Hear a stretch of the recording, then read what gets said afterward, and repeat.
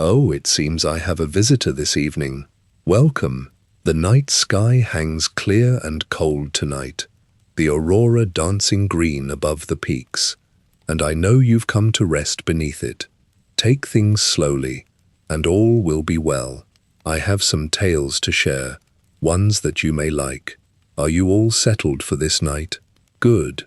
Tonight, let us travel far from Skyrim's snows, south to the green heartland of Cyrodiil, in the long ages of myth before recorded history.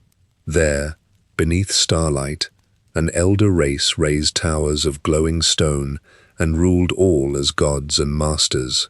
This is the tale of the Ayleids, and how their empire rose, and how it fell. Our story begins in the center of Tamriel, in the province that men would one day call Cyrodiil.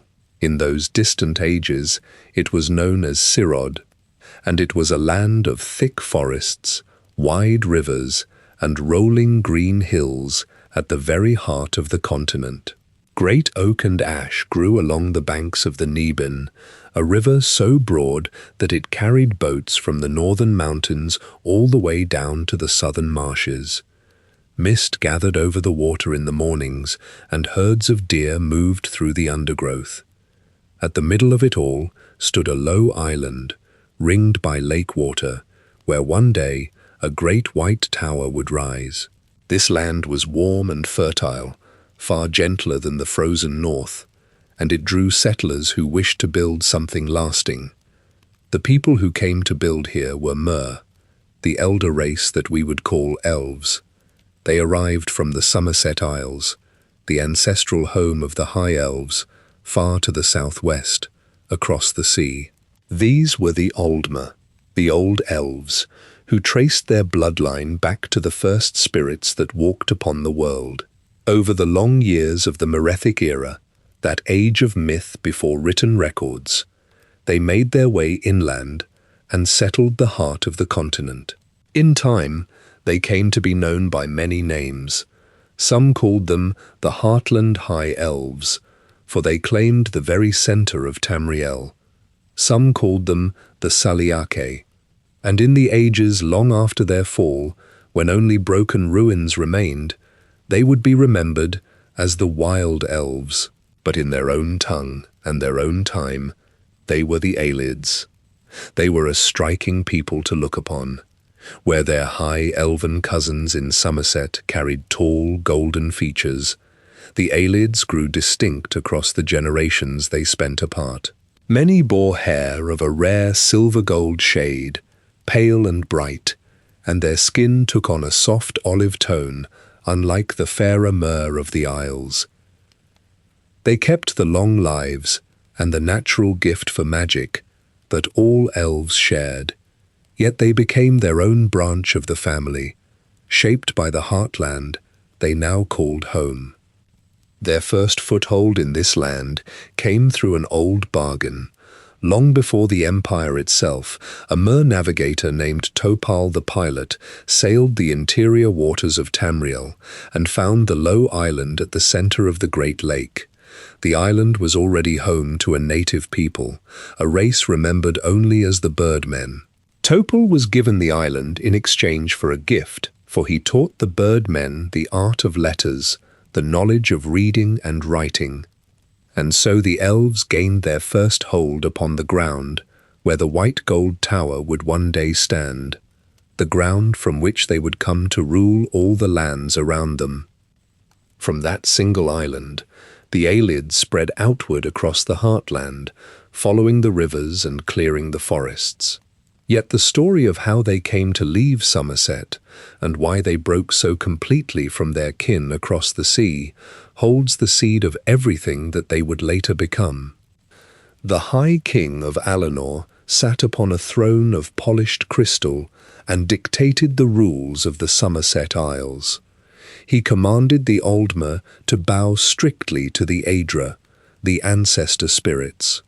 Scribes carved these mandates into white stone tablets and placed them in the center of the island plazas.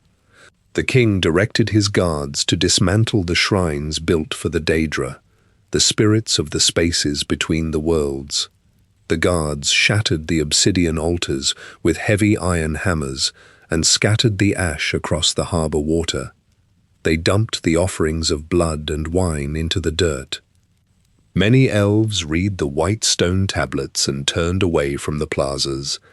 They packed their longships with provisions, loading crates of dried fish, thick canvas sails, and heavy iron tools. They hauled blocks of building stone and bundles of forged weapons onto the wooden decks. They pushed their hulls into the surf and steered their vessels east, across the Etheric Ocean, toward the mainland of Tamriel. The wind filled their sails and pushed them toward the deep woods of the interior, far past the marching routes of the High King's guards, and completely out of sight of the white stone tablets.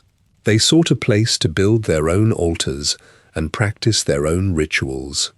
The voyage took them across leagues of open salt water, through rolling grey waves and heavy rain. They anchored their ships at the mouth of the Neban River and rowed up the wide, muddy current. The water carried them deep into the center of the continent. They pulled their boats onto the riverbanks and carried their iron tools into the dense oak forests. The ocean and the miles of thick timber placed a vast physical barrier between these migrating elves and the throne of Alinor. In the beginning, the elves in the Heartland sent ships back down the river, carrying chests of pearls, rare timber, and river gold to the High King in Somerset. They paid these physical tributes to maintain their standing as a colony of the Isles. Over the generations, the ships sailed only once a decade, and then only once a century. The journey required months of travel through treacherous currents. The wooden hulls rotted in the river mud. Messengers from Alinor remained in Somerset, their path blocked by the heavy vines and the deep river waters. The elves in Cyrod abandoned the tribute chests. They kept the gold and the pearls in their own storehouses, storing the wealth behind heavy stone doors. The settlers cleared the oak and ash trees with their iron axes and laid foundations of white stone in the empty clearings. They built their own plazas and raised tall columns of marble. As they shaped the stone, they shaped their daily lives around the worship of the Daedra. They built new altars of dark glass and lit fires upon them, offering the thick smoke and the fresh blood of beasts to the princes of the realms beyond. Their silver-gold hair grew long, and their olive skin darkened under the bright sun of the Heartland. They spoke their own words, changing the sounds of the Old Merry language into the tongue of the Ayleids. During the Middle Merethic era, the sound of chisels striking stone echoed across the entire region. The elves erected tall spires and wide domes along the rivers and across the green hills. They dug deep into the soil and carved extensive crypts and vaults beneath the surface. Water flowed through carefully carved stone aqueducts, spilling into marble basins in the center of their towns. They wore robes of spun silk and carried staffs of polished wood, topped with glowing glass. They walked through their wide avenues, entirely detached from the laws and the crystal throne of their ancestors. Dozens of these settlements rose from the forest floor, each one walled with white stone and filled with chanting priests. The Ayleids established flourishing city-states across the region, claiming the green hills and the river valleys for their own. They mined iron from the earth and forged armor and weapons, equipping their own guards to patrol the stone perimeters. They gathered wild resources and cultivated large farms around the edges of their cities, feeding a rapidly growing population. As the settlements expanded and the wealth of the Heartland filled their vaults, the leaders of the largest cities gathered inside the stone halls. They wore heavy golden collars and carried the riches of their respective regions. They looked across the central island on the lake, observing the flat ground and the flowing water. They gathered their stonemasons and their enchanters, directing them to the center of the lake. They commanded the workers to dig into the island's bedrock and lay the foundation blocks for a massive central structure. They prepared to crown a single ruler to sit within that rising tower. The Ayleids gathered on the flat ground of the central island. They carried banners of woven silk and wore breastplates of polished gold. Hundreds of elves stood in tight formations across the grass, holding spears tipped with meteoric glass. The wind pulled at the heavy fabric of their cloaks and rattled the metal rings of their armor. A single Mer stepped to the highest platform of the stone foundation. A priest draped a heavy mantle of crimson fabric over his shoulders and clasped it with a brooch of carved jade. The priest raised a crown, forged from meteoric iron and yellow gold, placing it carefully upon the ruler's head. The surrounding elves struck their swords against their shields, and the sharp clatter of metal rang across the surface of the lake. They marked this moment as the 0th year of the First Era. Furthermore, they aligned this date with the exact same year the elves of the southern forests declared their own king among the walking trees of Valenwood. With the heavy crown resting on his brow, the first High King of the Ayleids turned his gaze toward the center of the island. He pointed a gloved finger at the bare earth and ordered his architects to build a structure to pierce the clouds. The laborers cut massive slabs of white marble from the distant hills. They slid the blocks onto wooden sleds and dragged them through the dirt paths, using thick hemp ropes. Pack animals pulled the heaviest loads, their hooves digging deep trenches into the soil. The workers loaded the heavy stone onto wide barges and rowed them across Lake Rumore. The oars splashed in the deep water, pushing the cargo to the island shores. Masons chipped the rough edges with iron chisels, fitting the white blocks together to form a wide circular base. They mixed crushed limestone, water, and sand to seal the joints, and they smoothed the mortar with flat wooden trowels. The structure grew taller with each passing month. The builders erected wooden scaffolding, climbing higher into the air to place the next layer of stone. They capped the central spire with a pointed roof and secured plates of bright gold along the upper walls. The white gold tower rose far above the tree line, visible from the distant mountains and the southern marshes. It cast a long shadow over the surrounding landscape, serving as the physical seat of the new empire. The High King placed his throne within the lower halls, surrounded by columns of pale stone and braziers burning with bright flames.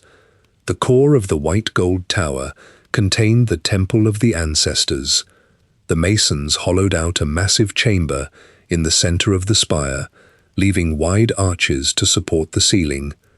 They polished the stone floors until the surface reflected the light of the torches. They carved alcoves into the circular walls and placed iron statues of the Daedric lords within them. In the middle of the room, they positioned a wide altar carved from a single block of black glass. Priests walked barefoot across the smooth floor, carrying bowls of fresh blood and sacks of dried herbs. They poured the blood over the black glass and set the herbs on fire, using embers from the braziers.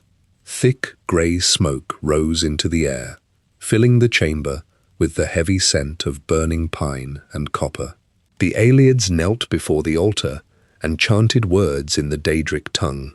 They offered the lives of wild beasts and captured enemies, cutting their throats with jagged glass blades. Flashes of violet light and sudden drops in the chamber's temperature followed these physical offerings. The soldiers of the High King marched further into the surrounding forests as the priests poured more blood upon the black glass. The priests carried the dark magic of the realms beyond into the battlefields, marching alongside the soldiers to push the borders of the empire outward. The High King directed the empire from the Temple of the Ancestors, standing amidst the smoke of the altars and the glow of the Daedric magic. He sent messengers outward along the newly paved roads, carrying edicts stamped in hot wax. The messengers rode fast horses, traveling across the heartland to the edges of the dense woods. They delivered the commands to the other Ayleid lords who ruled the distant settlements. These local lords took the heavy parchment scrolls and read the High King's words. They wore their own crowns of gold and glass, and they sat upon their own thrones of carved marble. They looked down from their high balconies at their own standing armies, observing the soldiers holding spears and shields in the courtyards below. They pointed to the maps unrolled on their wooden tables, drawing lines across the borders of their neighbors' lands. The white gold tower stood at the center of Lake Rumare, casting its long shadow over the water and the surrounding shores. The Ayleids spread out across the heartland and built dozens of separate city-states, maintaining their own independent chains of command. Each city possessed its own walls of white limestone, its own heavy iron gates, and its own deep wells for drawing fresh water. Lords sat on thrones of carved marble within their individual keeps, wearing cloaks dyed in specific colors to mark their local domains. They raised banners bearing the crests of their own bloodlines, depicting stylized birds and sharp geometric patterns, and stationed their own spearmen on the battlements. The High King sat in the central tower, and at the exact same time, the lords of the outer cities commanded their own local guards and enforced their own specific decrees. Messengers rode on horseback between the settlements, carrying rolled scrolls of parchment sealed with wax, delivering the physical demands of one lord to the heavy wooden doors of another. The rulers of these cities sent envoys to one another, forming a physical network of alliances across the green valleys and deep river basins. They marched together when outside groups approached the borders of Cyrod, standing shoulder to shoulder with matching bronze shields and leveled spears to push back invaders. When the soldiers returned to their barracks, the local lords marched armies against each other to claim the fertile riverbanks and the deep iron mines. Ayleid soldiers patrolled the edges of their territories, holding spears tipped with meteoric glass and watching the patrols of neighboring Ayleid lords across the clearings. They built tall watchtowers along the borders, stacking cut stone high above the tree canopy, and lit fires in the iron braziers at night to signal approaching forces. The rulers signed treaties on heavy parchment, trading chests of gold and crates of harvested grain to secure temporary truces. Control over the land shifted continuously as one king's army pushed another's back, forcing the scribes to redraw the physical borders on the parchment maps laid across their war tables. The rulers of these independent cities held the title of sorcerer kings. They wore heavy crowns of meteoric iron and carried long wooden staves capped with glowing blue stones. They sat on elevated daisies in their grand halls, surrounded by braziers burning with bright white flames that produced no smoke. The sorcerer kings commanded armies of foot soldiers, and they also directed the physical flow of magical energy within their walls. They pointed their staves to open heavy stone doors and traced their fingers in the air to ignite the glass lamps along the streets. Their skin bore the dark ink tattoos of their specific lineages, and their long silver-gold hair fell over mantles of woven silk and embroidered gold thread. They held absolute physical control over the elves living within their walls, dictating the daily labor of the farmers in the fields and the stonemasons carving the statues in the plazas. The dense forests and deep rivers physically separated the cities, causing the elves of the different settlements to develop distinct material customs and tribal identities.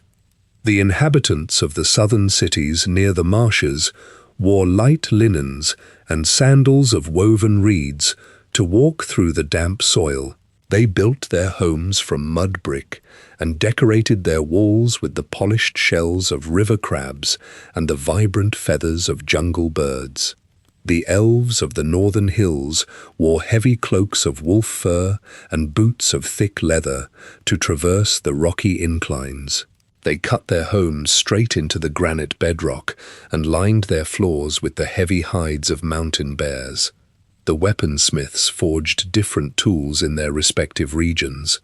The western tribes hammered broad swords from dark iron, and the eastern tribes shaped curved daggers from polished green glass. They ate different foods, with some roasting wild venison over open wood fires and others boiling river fish in rounded clay pots seasoned with marsh herbs. The scattered tribes shared the same white stone architecture for their central temples and the same glowing glass to light their subterranean halls. When a sorcerer king called for an assembly, the lords travelled from their distant territories to the imperial isle. They anchored their wooden barges along the muddy shores of Lake Rumare and walked up the wide stone steps toward the white gold tower. They gathered in the circular chambers, placing their staves against the marble walls and laying their heavy iron swords on the long wooden tables. They poured wine from silver jugs into crystal goblets and traded physical goods, measuring out sacks of coarse salt, bundles of raw silk, and bars of smelted iron on brass scales. The scribes tallied the goods with wet ink on parchment, rolling the documents and placing them into hollow leather tubes for transport back to the individual city-states. As the sorcerer kings negotiated their borders and traded their goods, they relied on the heavy manipulation of unseen forces to maintain their holds on the cities. They spent long hours in the deepest subterranean levels of their keeps, standing before wide stone tables covered in ancient scrolls and bowls of glowing, luminescent liquid. The air, in these underground chambers, crackled with static energy, smelling of sharp ozone and burning dried herbs. The Ayleids focused their daily lives around the study of the arcane arts and the physical extraction of magical energy from the earth. They preserved the ancient runes carved by their ancestors in the Dawn era, tracing the deep stone grooves with their fingertips and pulling raw power from the air itself. They learned to change the physical shape of the world around them, preparing to bend the very laws of nature to their will. The Ayleids stood before massive blocks of white limestone and raised their hands. Sparks of blue magicka jumped between their fingertips, and the heavy marble lifted into the air. The elves directed the floating stones toward the tops of the rising towers, leaving their thick hemp ropes and wooden pulleys coiled quietly in the storehouses. They developed specific physical gestures and vocal chants to alter the natural laws of the physical world. When a river blocked their path, they waved their staffs and froze the surface into solid ice, walking directly across the slick frost. When they needed to reach the high balconies of their spires, they muttered incantations and levitated their own bodies upward through the open air. This manipulation of mass and gravity formed the foundation of the magical discipline of alteration. They altered the density of iron to make it light for their soldiers, and they hardened the silk of their robes to turn away physical sword strikes. The scholars of the empire spent their lives in the deep subterranean vaults, preserving the ancient runes of the El Nofé, the very first ancestors of the elven race. The scribes chiseled these sharp, angular symbols into the walls of their temples and the flat blades of their iron weapons. As a mason finished carving a rune into a stone pillar, the air around the column grew hot, and the surface of the rock hummed with a low, vibrating frequency. The Ayleids poured crushed meteoric glass into the carved grooves, melting the translucent material with thermal spells to seal the raw magical power directly into the architecture of their cities.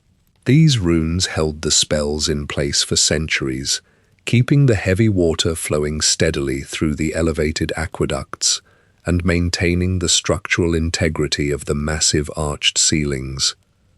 The citizens synchronized their daily routines to the constant physical hum of this stored energy.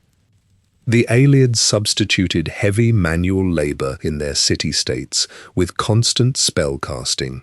Inside the vast dining halls, silver pitchers hovered above the long tables, pouring dark red wine into the glass goblets of the assembled lords.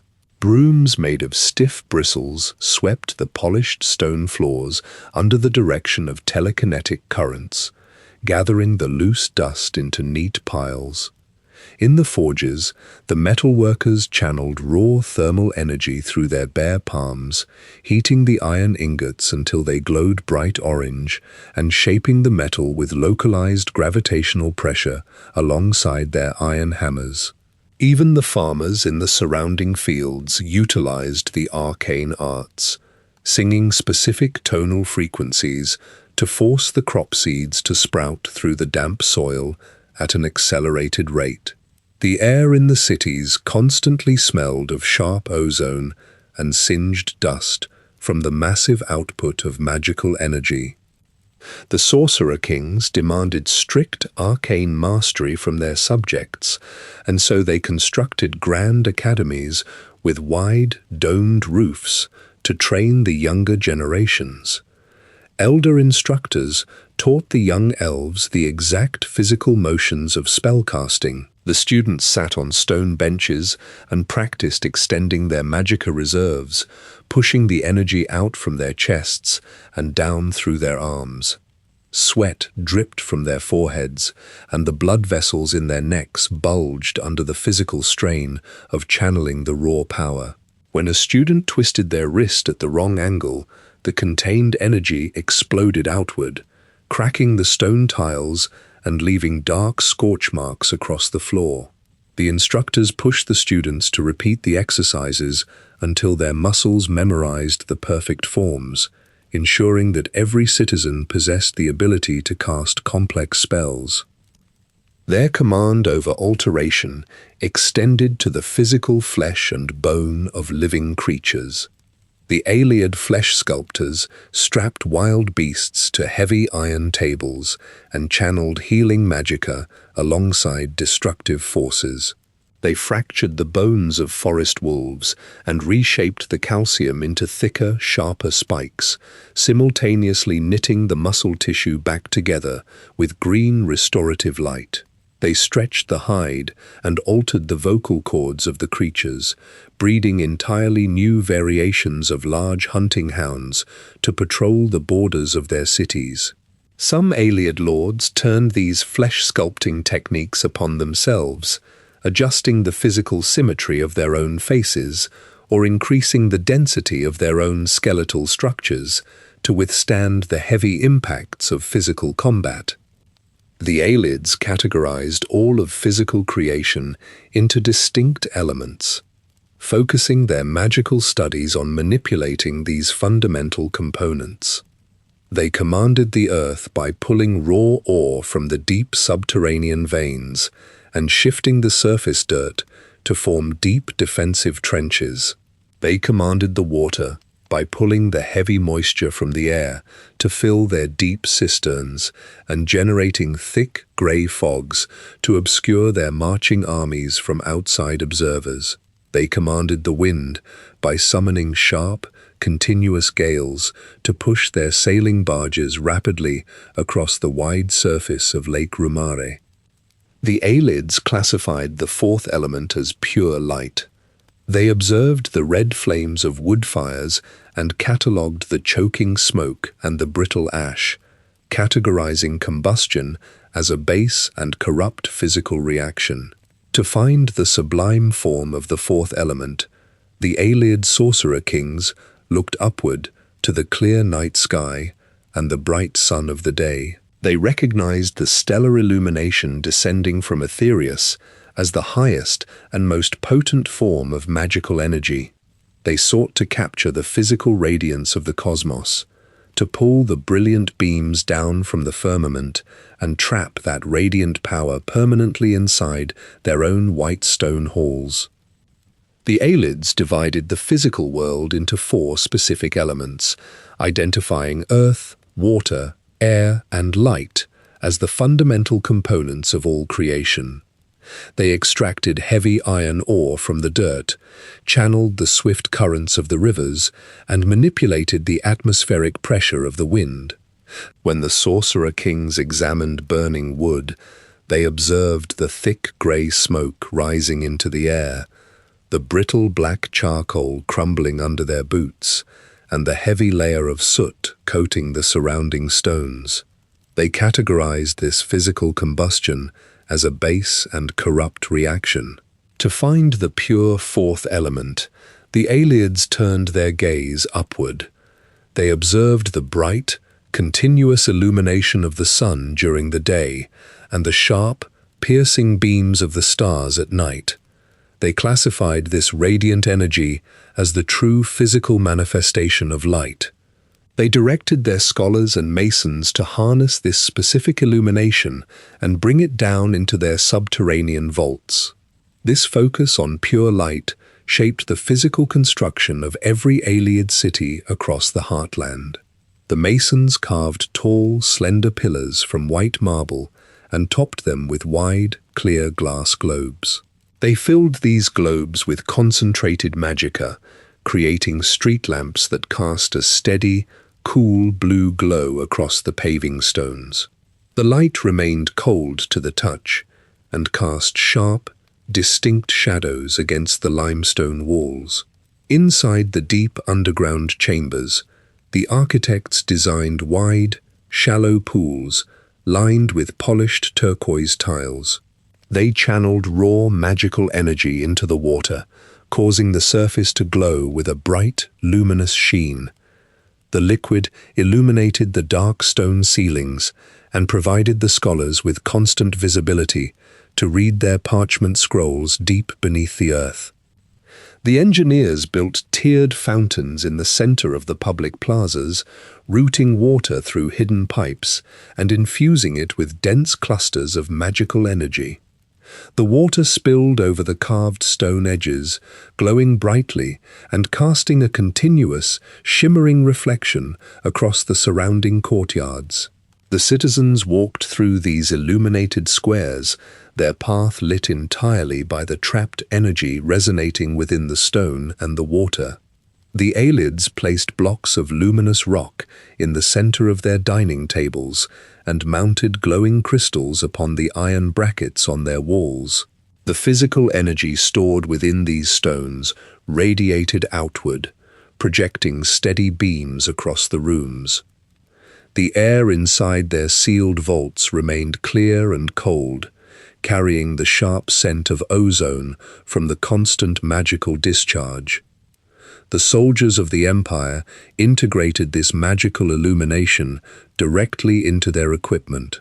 The smiths set small shards of glowing glass into the center of the infantry's bronze chest plates. The light cast a steady beam forward, illuminating the dirt paths and the thick forest undergrowth during night patrols. The officers carried long swords with channels carved down the center of the steel blades. The enchanters poured liquid magicka into these grooves, causing the weapons to glow with a bright white luminescence that blinded their enemies upon the battlefield. The entire military force marched through the darkness as a massive, moving formation of bright, cool light. The scholars categorized the different sources of this radiant energy, and they revered the light of the stars above all others. They tracked the movement of the constellations across the night sky, mapping the physical trajectories of the celestial bodies with brass astrolabes and parchment charts. They documented the distinct beams of starlight cutting through the darkness and striking the surface of the lake. The astronomers traced this stellar illumination directly back to Aetherius, the immortal plane of magic, located far beyond the physical boundaries of the mortal world. They categorized the light pouring down from the stars as the most exalted and potent form of magical power available to their civilization. They calculated the precise angles of the descending starlight and built tall, open observatories at the peaks of their highest towers to capture the descending beams. The priests of the city-states organized their physical rituals around the positions of the stars, aligning their stone altars with the specific constellations passing overhead. They stood on the high balconies in the freezing night air, holding their glass-tipped staves toward the sky and chanting the ancient tonal frequencies of the dawn era. They drew the raw, descending starlight down through the atmosphere and funneled the beams into the white stone architecture of their towers. The marble walls absorbed the celestial energy, glowing with a faint, pulsing luminescence that matched the rhythm of the priests' chants. The physical stone of the cities became a massive storage vessel for the light of Aetherius.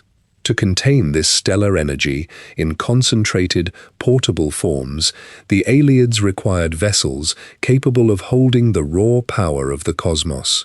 They searched the craters scattered across the heartland, gathering the brittle, translucent fragments of meteors that had fallen from the night sky. The glassmiths brought these jagged pieces of meteoric glass into their forges. They placed the raw fragments on heavy iron anvils and chipped away the rough edges with precise strikes from silver hammers. They polished the resulting crystals with fine river sand until the surfaces became completely transparent and smooth to the touch. The enchanters then placed these refined stones under the open sky, exposing the faceted surfaces to the direct beams of the stars, and forced the celestial light straight into the physical structure of the meteoric glass. The Ayleid laborers tracked the trajectories of falling stars across the night sky and marched into the deep forests to find the impact craters. They used heavy iron shovels to dig through the charred soil and the uprooted trees, unearthing large boulders of meteoric glass. They loaded these heavy, translucent rocks onto wooden carts and directed their pack animals to pull the cargo back to the city-states. Inside the workshops, the glassmiths clamped the rough meteoric fragments into heavy brass vises. They struck the edges with iron chisels, shearing off the opaque outer crust to reveal the pure cyan crystal underneath. They ground the facets against flat sandstone wheels, pouring water over the stone to clear the dust, until the crystals formed perfect, eight-sided prisms. The elves called these smaller cyan prisms Welkind stones, translating to sky children in their language. They secured the stones inside cages of forged meteoric iron, bending the dark metal prongs with heavy tongs to hold the glass firmly in place.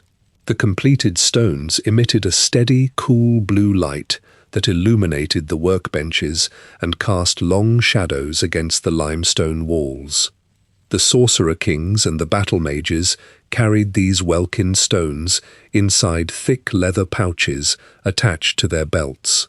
When an Ayleid cast a continuous thermal spell or maintained a heavy telekinetic current to move stone blocks, their physical reserves of magicka drained, their breathing grew shallow, their skin paled, and the muscles in their hands began to shake under the strain. To replenish this energy, the elf grasped a Welkind stone and squeezed the iron cage. The blue light flared brightly through their fingers, and the trapped celestial energy rushed directly through the skin of their palm and into their veins. The elf's muscles steadied, their breathing slowed, and the spell continued in a steady, unbroken stream. Once the energy drained completely from the meteoric glass, The crystal structure collapsed inward. The stone shattered into a pile of fine white powder, leaving the empty iron cage and a coating of dust in the user's hand. The glassmiths cut a second type of crystal from the absolute center of the largest meteorites. They shaped these specific fragments into longer, sharper spikes and kept them completely exposed without iron enclosures.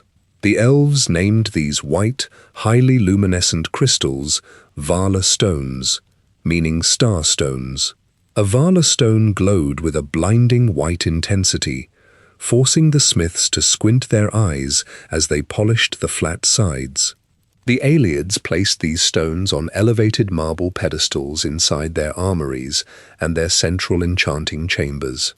The Vala stones contained a denser concentration of cosmic energy, designed specifically to interact with the runes carved into Ayleid weapons and armor.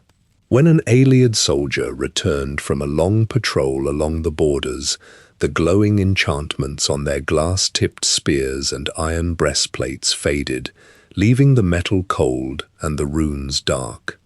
The enchanters took the depleted weapons and laid them flat on wide stone tables next to a Vala stone. They chanted a specific tonal frequency and tapped the crystal with a brass rod. A thick arc of white energy jumped from the Vala stone to the weapon, tracing the carved runes and filling the deep grooves with bright light. The weapon instantly regained its magical charge, and the Vala stone cracked down the center. The white crystal splintered into a cluster of inert grey shards, sliding off the pedestal and clattering against the floor tiles. At the highest peak of the major settlements, the Ayleids installed the largest of their creations. The laborers hauled massive, uncut chunks of cyan meteoric glass up the spiraling stone staircases, using heavy ropes and wooden pulleys to lift the weight. The master sculptors spent months grinding the surfaces, forming single, giant crystals known as Great Welkin stones. They placed these massive gems upon wide bronze platforms and aligned them directly beneath the open skylights of the tower ceilings. The Great Welkin stones absorbed the starlight every night, growing so bright that observers had to shield their eyes with their cloaks to look directly at the platform. The Great Welkin stones anchored the magical currents flowing through the entire city.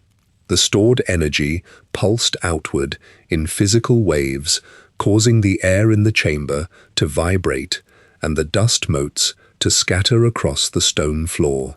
The static charge from the crystal pulled at the hair and the silk robes of anyone standing in the room. The enchanters drew invisible tethers from the Great Welkin stone down through the floorboards, connecting the massive crystal to the smaller street lamps and the glowing pools below. The giant stone constantly fed its energy into the surrounding architecture, maintaining the spells that held the arched ceilings aloft and kept the water flowing through the elevated aqueducts. The Ayleids tapped this massive crystal to power their forges and levitation platforms, placing rings of elite guards armed with enchanted swords at the heavy oak doors to protect the stone from physical harm. Drawing constant, massive currents of raw power from the Great Welkin stones, the Ayleids directed their efforts towards sweeping construction projects across the heartland. They cleared thousands of acres of timber and flattened the dirt to lay foundations for entirely new settlements. The laborers pulled millions of tons of white limestone from the quarries and stacked the blocks into sweeping arches and wide circular plazas. The stonemasons carved towering statues to honor their gods, raising tall marble figures of Magnus and Auriel above the glowing street lamps. The architects drafted plans for vast underground complexes beneath these beautiful white streets, preparing to fill the deep subterranean halls with rows of iron cages and heavy metal chains. The Ayleids extracted millions of tons of white limestone from the bedrock of the heartland to construct their city-states. The masons cut the stone into massive rectangular blocks, squaring the corners with iron chisels and sanding the faces until they were completely smooth.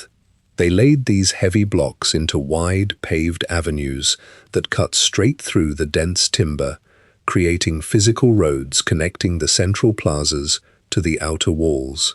The builders erected tall arches over the intersections, carving deep grooves into the marble to channel the rainwater down to the subterranean cisterns.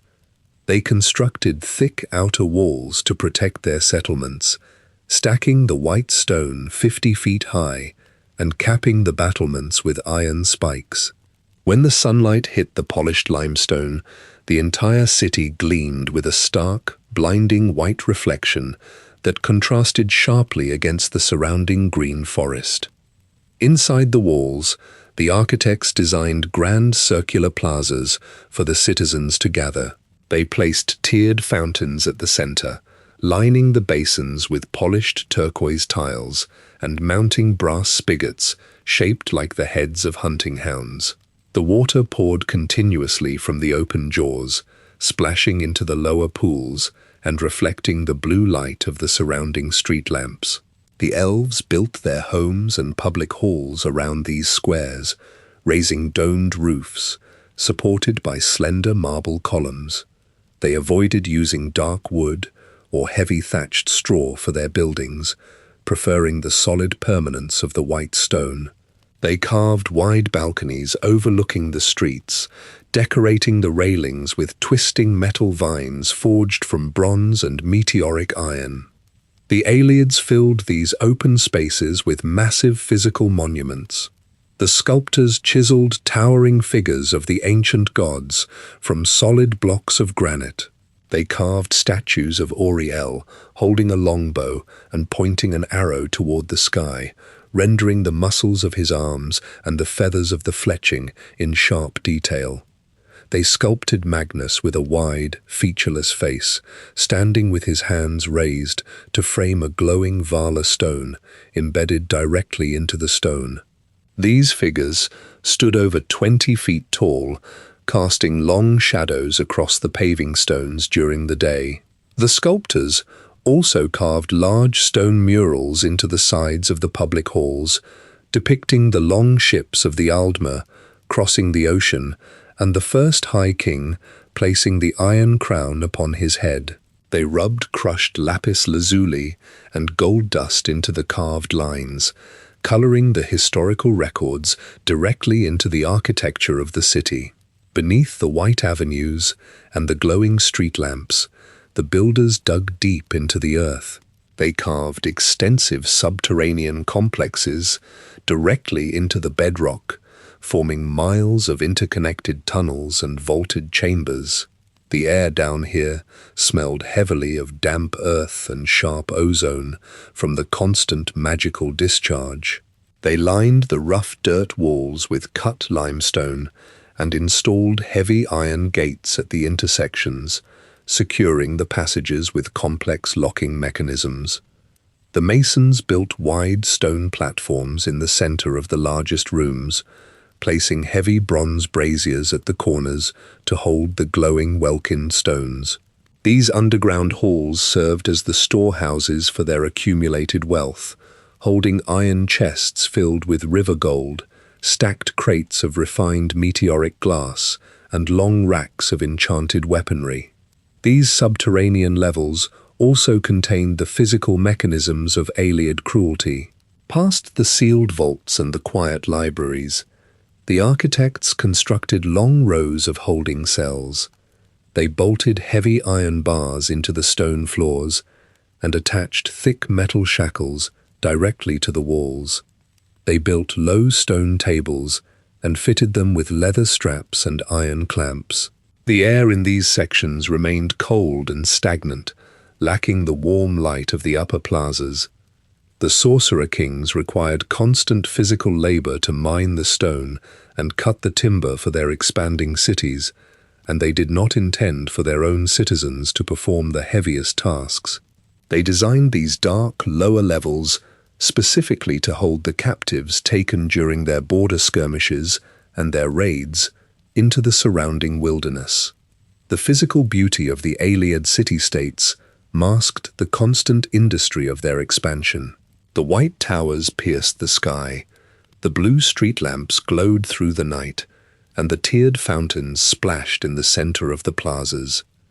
Yet, beneath the polished marble and the grand statues of the ancient gods, the heavy iron gates of the lower cells rusted in the damp air. The Ayleids focused their daily lives on refining the physical appearance of their architecture and perfecting their control over raw magical energy, leaving the dark dirt tunnels and the heavy iron shackles hidden away beneath the surface of the earth.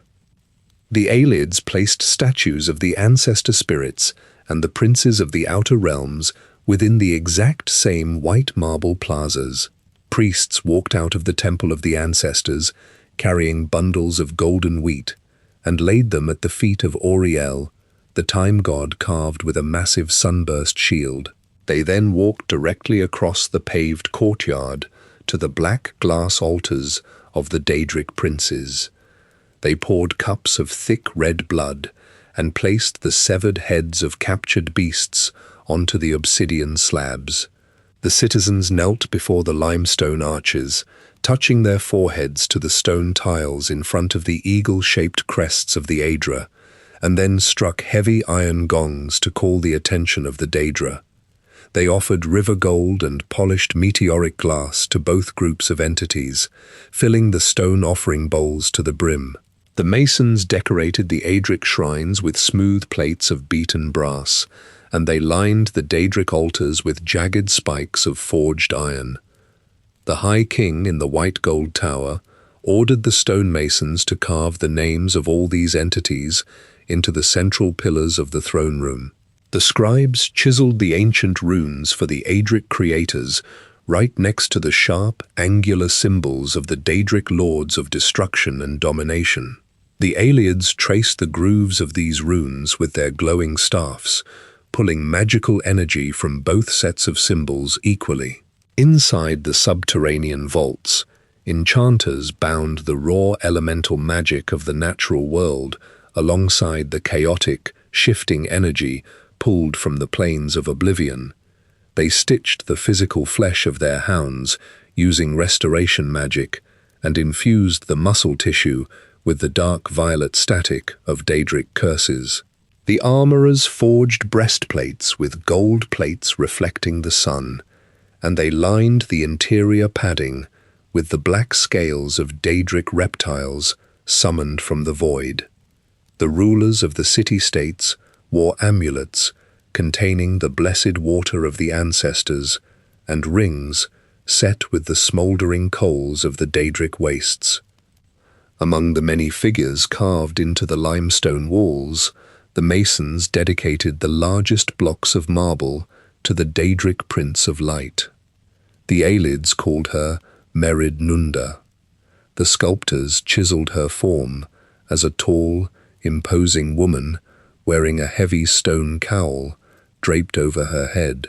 They attached wide, sweeping wings to her back, mimicking the feathered appendages of the native birds that flew over the heartland.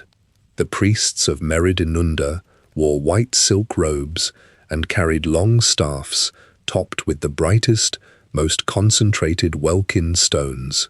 They stood at the base of her statues and directed the glowing blue beams of light straight up into the folds of her carved stone cowl. The physical light reflected off the polished marble face, casting a sharp, continuous glare across the surrounding courtyards.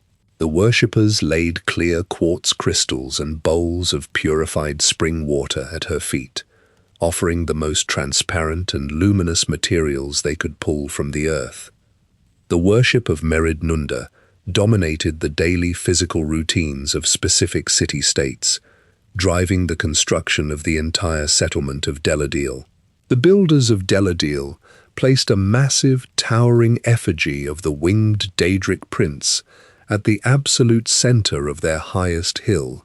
The labourers hauled carts of pure quartz up the paved inclines, cutting the quartz into thousands of flat mirrors.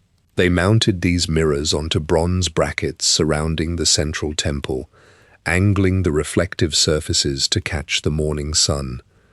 The light bounced from one mirror to the next, funneling the concentrated thermal energy and brilliant illumination directly onto the altar of Merid Nunda. The priests burned offerings of fragrant marshweed and bleached white bones in the intense heat of the focused beams.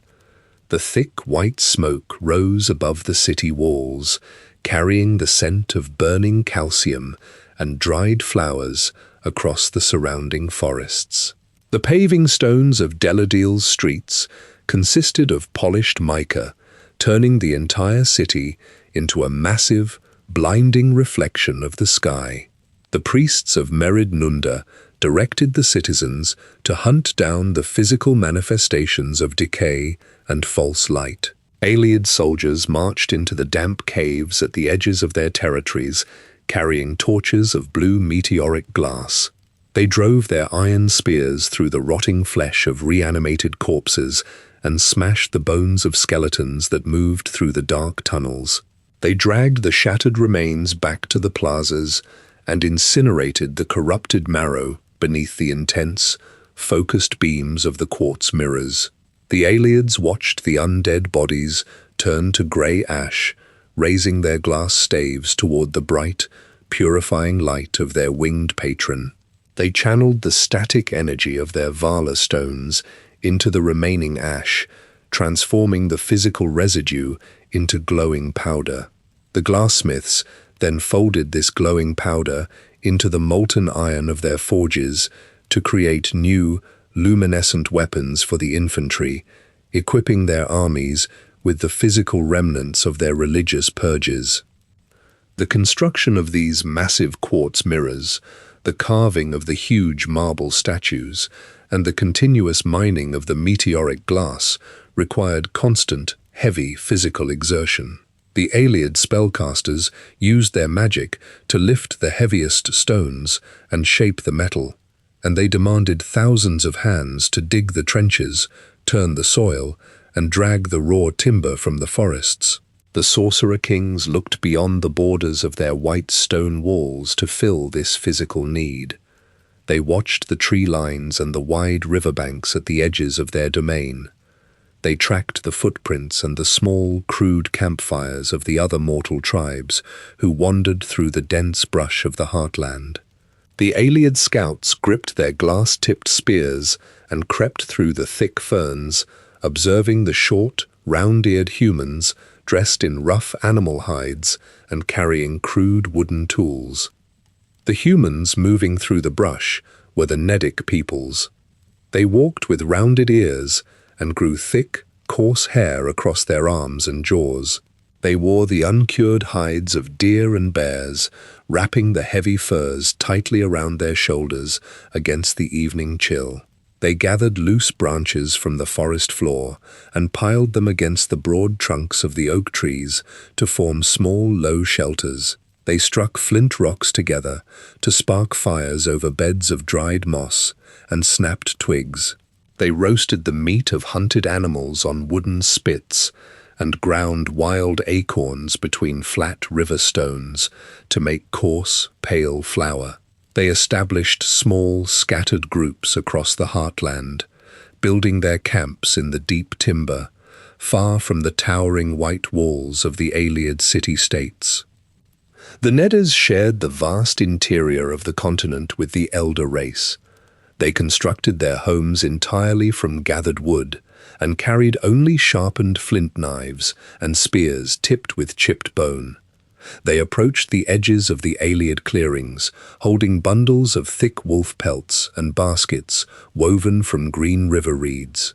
The Ayleid guards stood on the white stone roads, holding their glass-tipped spears, and tossed small scraps of dull bronze or hardened flatbread to the humans in exchange for the furs. The humans took the scraps and retreated immediately back into the tree line. They populated the fringes of the elven territories in High Rock Hammerfell, and Cyrodiil, tracking the herds of elk and drinking from the cold, fresh streams. Over the final centuries of the Merethic era, the Nedic tribes built additional wooden huts and lit more campfires, multiplying across the plains and the river valleys.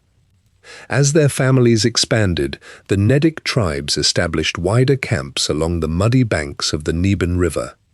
They wove wide nets from dried vines to trap silver-scaled fish in the shallow currents, and planted rows of wild tubers in the soft, dark mud. They carved small canoes from the trunks of fallen ash trees, using stone adzes to hollow out the pale wood. The human children ran through the reeds, splashing the water and collecting freshwater clams in woven baskets. They gathered close to the warmth of the roaring fires at night, sleeping shoulder to shoulder beneath the thick bare hides. The orange glow of their hearths dotted the dark forests, marking the steady physical expansion of their settlements across the fertile soil. The Ayleids watched these growing human settlements from the high balconies of their white towers. Occasionally, a sorcerer king required extra hands to dig a new irrigation trench or haul a fallen tree from a blocked stone road. Ayleid soldiers marched out from the city gates, their bronze armor reflecting the sunlight, and walked directly into the nearest Nedic camp. They grabbed 3 or 4 humans by the arms, dragging them away from their wooden drying racks and their unbaked clay pots.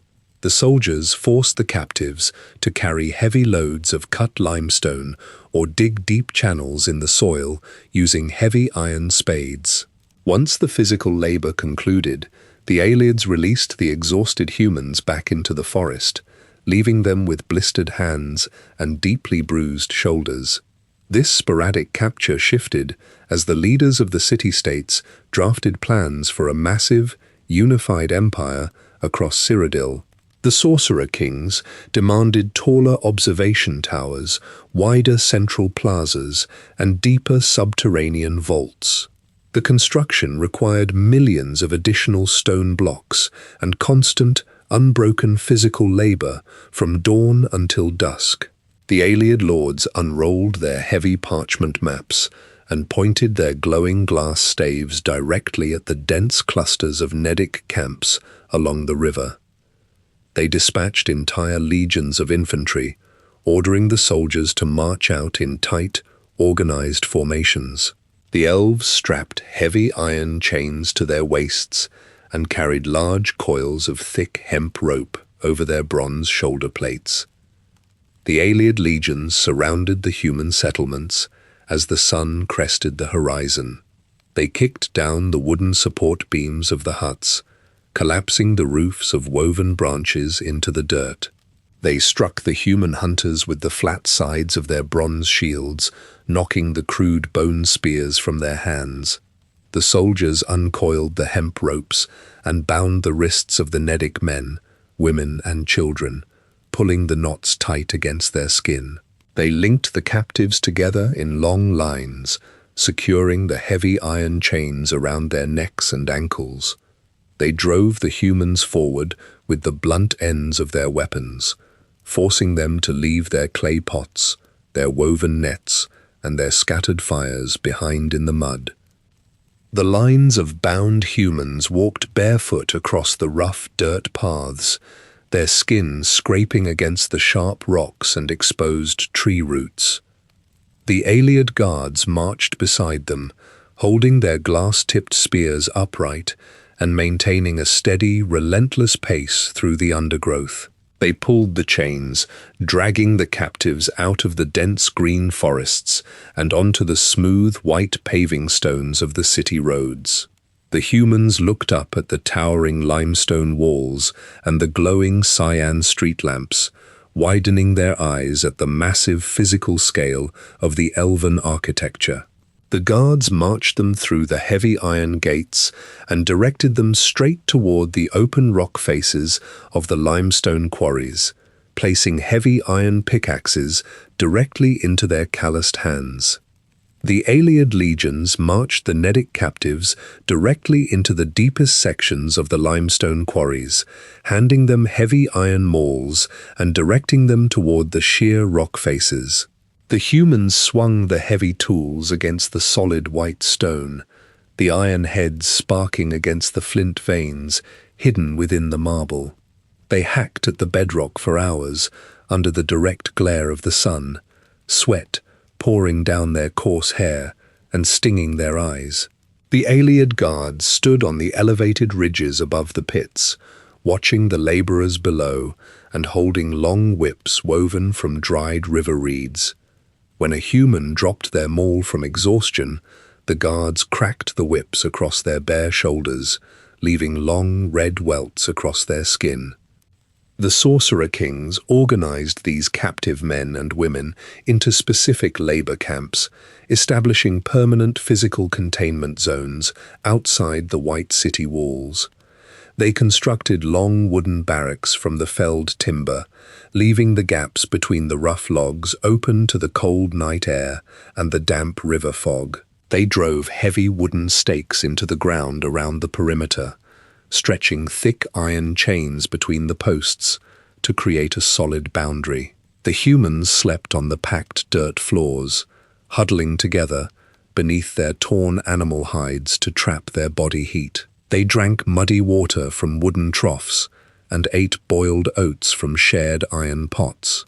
The physical conditions stripped away their tribal identities, reducing the hunters and gatherers of the heartland to a single, unified labor force bound by iron shackles. Inside the cities, the Ayleids utilized the humans for the most degrading physical tasks. They forced the Nedes to haul the heavy buckets of refuse from the central plazas and dump the waste into the rushing currents of the Neben River. The captives scrubbed the polished white marble steps with harsh lye soap, burning their palms on the chemical residue, and carried the heavy bronze braziers up the spiraling stone staircases. They operated the massive wooden bellows in the lower forges, pushing the thick leather handles up and down to feed oxygen into the fires, until their arm muscles cramped and locked in place. The Ayleids viewed the humans as entirely disposable physical tools, replacing the exhausted workers with fresh captives pulled from the outer camps whenever a human collapsed onto the paving stones. The elves applied their cruelty most directly within the underground chambers dedicated to their Daedric worship. They marched lines of bound humans into the Temple of the Ancestors, forcing them to kneel before the jagged obsidian altars. The priests drew their glass blades across the throats of the captives, pouring the fresh blood into the wide offering bowls. They suspended the humans from heavy iron hooks bolted directly into the ceiling, stretching their limbs tight over the burning braziers until the intense heat blistered their skin. The sorcerer kings stood amidst the screaming captives, channeling the dark energy released by their suffering and funneling the raw power into the white stone pillars of the white gold tower. The physical pain of the Nedic people directly fed the magical expansion of the Ayleid Empire. Certain Ayleid lords developed specific torments for their human slaves, focusing their magical expertise on extracting the maximum amount of physical agony. They utilized alteration spells to manipulate the muscle tissue of the captives, twisting their limbs into unnatural angles without breaking the bone. They created flesh gardens in their subterranean vaults, grafting the living bodies of the humans directly into the root systems of the giant underground fungi. The humans remained conscious as the roots slowly absorbed the nutrients from their blood, their physical bodies becoming permanent fixtures within the damp, glowing caves. The Ayleids walked through these fleshy exhibits, analyzing the biological reactions and noting the physical deterioration on their parchment scrolls. The Ayleids called the most brutal of these flesh sculptors the wailing wheels, referring to the massive circular iron racks they constructed in the lowest levels of their keeps. They strapped the humans to the outer edges of the iron circles and spun the wheels rapidly over beds of burning coal. The Sorcerer Kings calculated the exact rotation speed necessary to scorch the flesh without killing the captive, maintaining the physical torment for hours at a time. The sound of the spinning iron and the screams of the humans echoed up through the stone ventilation shafts, a constant, physical reminder to the citizens above of the Empire's absolute dominance over the lesser races. As the physical footprint of the Ayleid Empire expanded, the Sorcerer Kings claimed dominion over the entirety of the Cyrodiilic heartland. The white stone cities dotted the landscape from the western mountains to the eastern marshes, connected by the wide paved avenues and the towering stone arches. The Ayleids stood upon the high balconies of the white gold tower and looked out over a continent entirely under their physical control. They observed the glowing blue street lamps illuminating their plazas and the thick smoke rising from the Daedric altars. They watched the long lines of shackled humans dragging the heavy limestone blocks across the dirt paths below. The Sorcerer Kings adjusted the heavy meteoric iron crowns upon their heads and struck the stone floor with their glowing staves, completely secure in their absolute mastery over the earth, the magic, and the physical lives of the men beneath them. The Ayleids placed white limestone blocks across the entirety of the Cyrodiilic heartland, establishing the first interconnected, continent-spanning physical infrastructure in the history of Tamriel. They built massive stone bridges over the rushing currents of the Neben River, securing the wide arches with thick iron cables and driving heavy granite pylons directly into the muddy riverbed. They constructed tall, circular way stations at the intersections of their paved roads, providing their messengers with fresh horses and stores of dried provisions. Any traveler standing on a high ridge in the Heartland saw the sharp, pointed spires of the Heartland High Elves piercing the horizon in every direction. The Ayleids erected hundreds of distinct city-states, filling the green valleys and the deep forests with towering columns of polished marble and glowing blue street lamps. The sheer volume of excavated rock and refined meteoric glass cemented their absolute physical dominance over the center of the world. Inside the white gold tower, the High King walked across floors tiled with interlocking pieces of jade and lapis lazuli. The lords of the outer cities draped themselves in heavy robes of spun silk, dyeing the fabric in deep purple and crimson pigments extracted from rare sea snails. They wore thick collars of solid gold and rings set with flawless diamonds, sitting upon elevated thrones of carved ivory.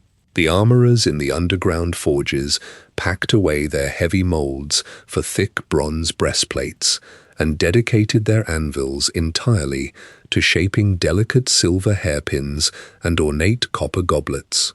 The military officers placed their heavy iron helmets onto wooden racks to gather dust, and they patrolled the white stone plazas wearing open-collared tunics.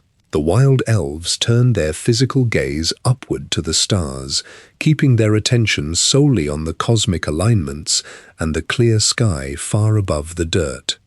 The architects installed wide, fragile glass windows along the ground floors of their new central keeps, replacing the thick limestone with transparent panes.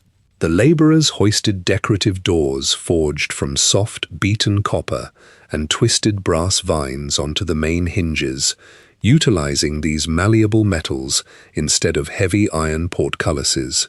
The Ayleid sentries leaned their glass-tipped spears against the limestone columns and sat on marble benches, drinking sweet wine from silver cups and watching the water cascade from the tiered fountains. The Sorcerer Kings dismissed their elite bodyguards, walking alone through the lower slave camps with only their glowing wooden staves to light the damp tunnels. The guards laid the heavy iron keys to the subterranean holding cells openly on low wooden tables, placing the metal rings within arm's reach of the iron bars.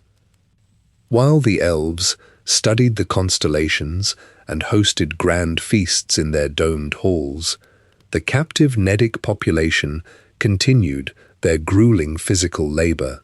The humans outnumbered their Ayleid masters 10-1 in the deep limestone quarries and the vast subterranean agricultural caverns.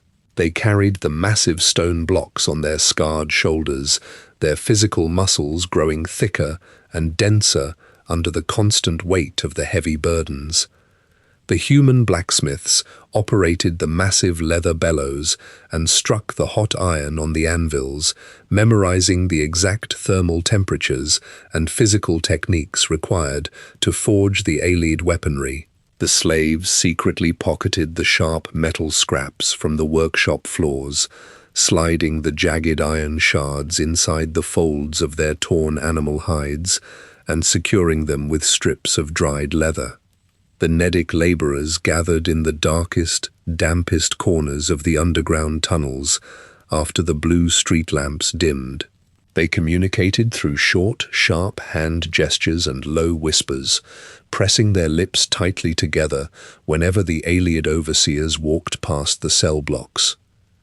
The captives sharpened their stolen iron scraps against the flat faces of the flint rocks, grinding the metal down to fine, lethal points.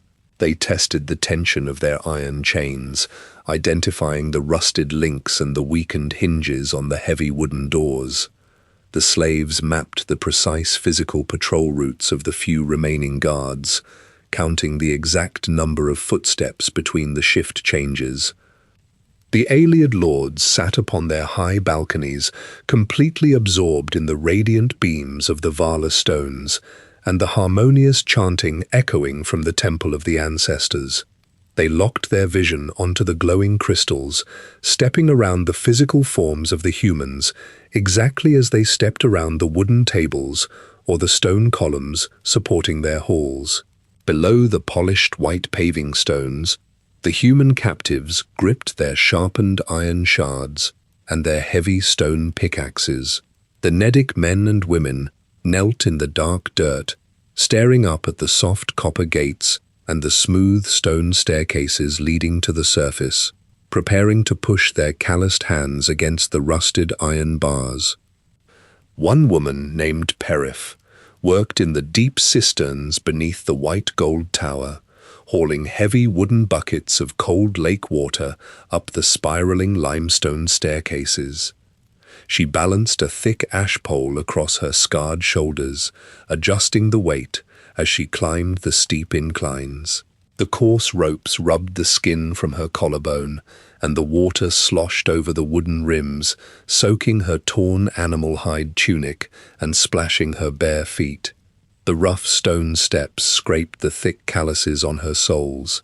She carried the water to the upper bathing pools of the Ayleid lords, pouring the liquid into the turquoise basins while the guards watched her with their hands resting on their glass-tipped spears.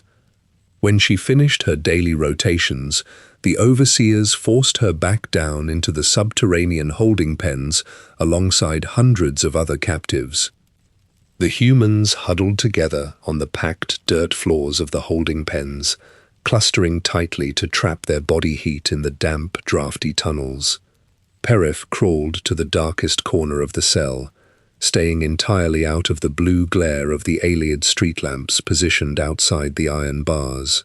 She pulled small fragments of fallen pine bark and a jagged piece of stolen flint from the folds of her tunic. She pressed the sharp edge of the rock into the wood, shaving away the rough bark and carving deep grooves into the soft timber. She shaped the small blocks into the distinct physical forms of hawks and dragons, replicating the animals her ancestors painted on the walls of the northern caves. The other Nedic slaves crawled over the dirt and gathered around her, keeping their heads down and their knees pulled up to their chests. Perif placed the carved wooden totems on the damp soil and leaned forward, pressing her lips inches away from the dirt. She exhaled warm air over the wooden figures and whispered the names of the ancient Nedic gods, shaping the distinct syllables in the back of her throat. The surrounding slaves pressed their own hands against the earth and repeated the specific tones, joining their voices into a low, continuous hum that vibrated through the floorboards. They directed their voices into the dirt and toward the northern mountains, targeting their physical breath toward Kine, the mother of the north wind. They maintained the low frequency for hours, their vocal cords straining and their throats growing dry from the dust. The air pressure inside the subterranean holding pen shifted abruptly. A cold, sharp wind blew straight down the stone ventilation shafts and blasted through the rusted iron bars of the heavy gates. The sudden draft carried the physical scent of crushed pine needles and fresh snow, completely displacing the sharp metallic odor of the Ayleid ozone.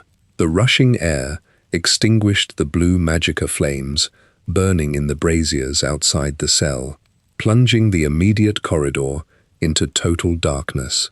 The wind swirled directly around Perif, lifting her matted black hair from her neck and freezing the damp sweat on her forehead. Small, jagged crystals of white frost formed along the iron bars and across the puddles of muddy water on the floor. A large hawk with glowing white feathers materialized in the center of the swirling air, its sharp, curved talons clicking heavily against the stone tiles. The bird opened its yellow beak, emitting a loud, high-pitched screech that shattered the thin layer of ice on the floorboards. The hawk lowered its head and dropped a heavy physical object directly into Perif's cupped hands. The object consisted of a thick, interlocking chain of solid gold, set with 8 large polished jewels of different colors.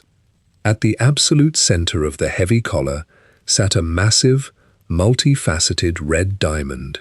The central gemstone cast a deep, pulsing crimson light across the dirt walls, illuminating the wide eyes and the hollow cheeks of the surrounding humans. The red crystal radiated intense thermal heat, warming the frozen air and melting the frost crystals on the iron bars. Perif lifted the heavy golden chain and slipped it over her head, resting the cold metal against the back of her neck. The massive red diamond settled directly onto the center of her sternum. As the gemstone made physical contact with her skin, a single drop of thick, dark red blood seeped from the very center of the crystal. The hot blood dripped onto her chest and absorbed completely through her pores, entering her circulatory system in seconds. The raw physical blood of the dragon god pumped straight into her heart. Her heart rate tripled, the heavy thumping vibrating against her ribs. The veins in her neck, her arms, and her hands swelled outward, glowing through her skin with a bright, fiery orange light. The physical infusion of the dragon blood immediately altered her internal musculature. The torn ligaments in her shoulders knitted together, and the deep bone aches in her knees vanished completely.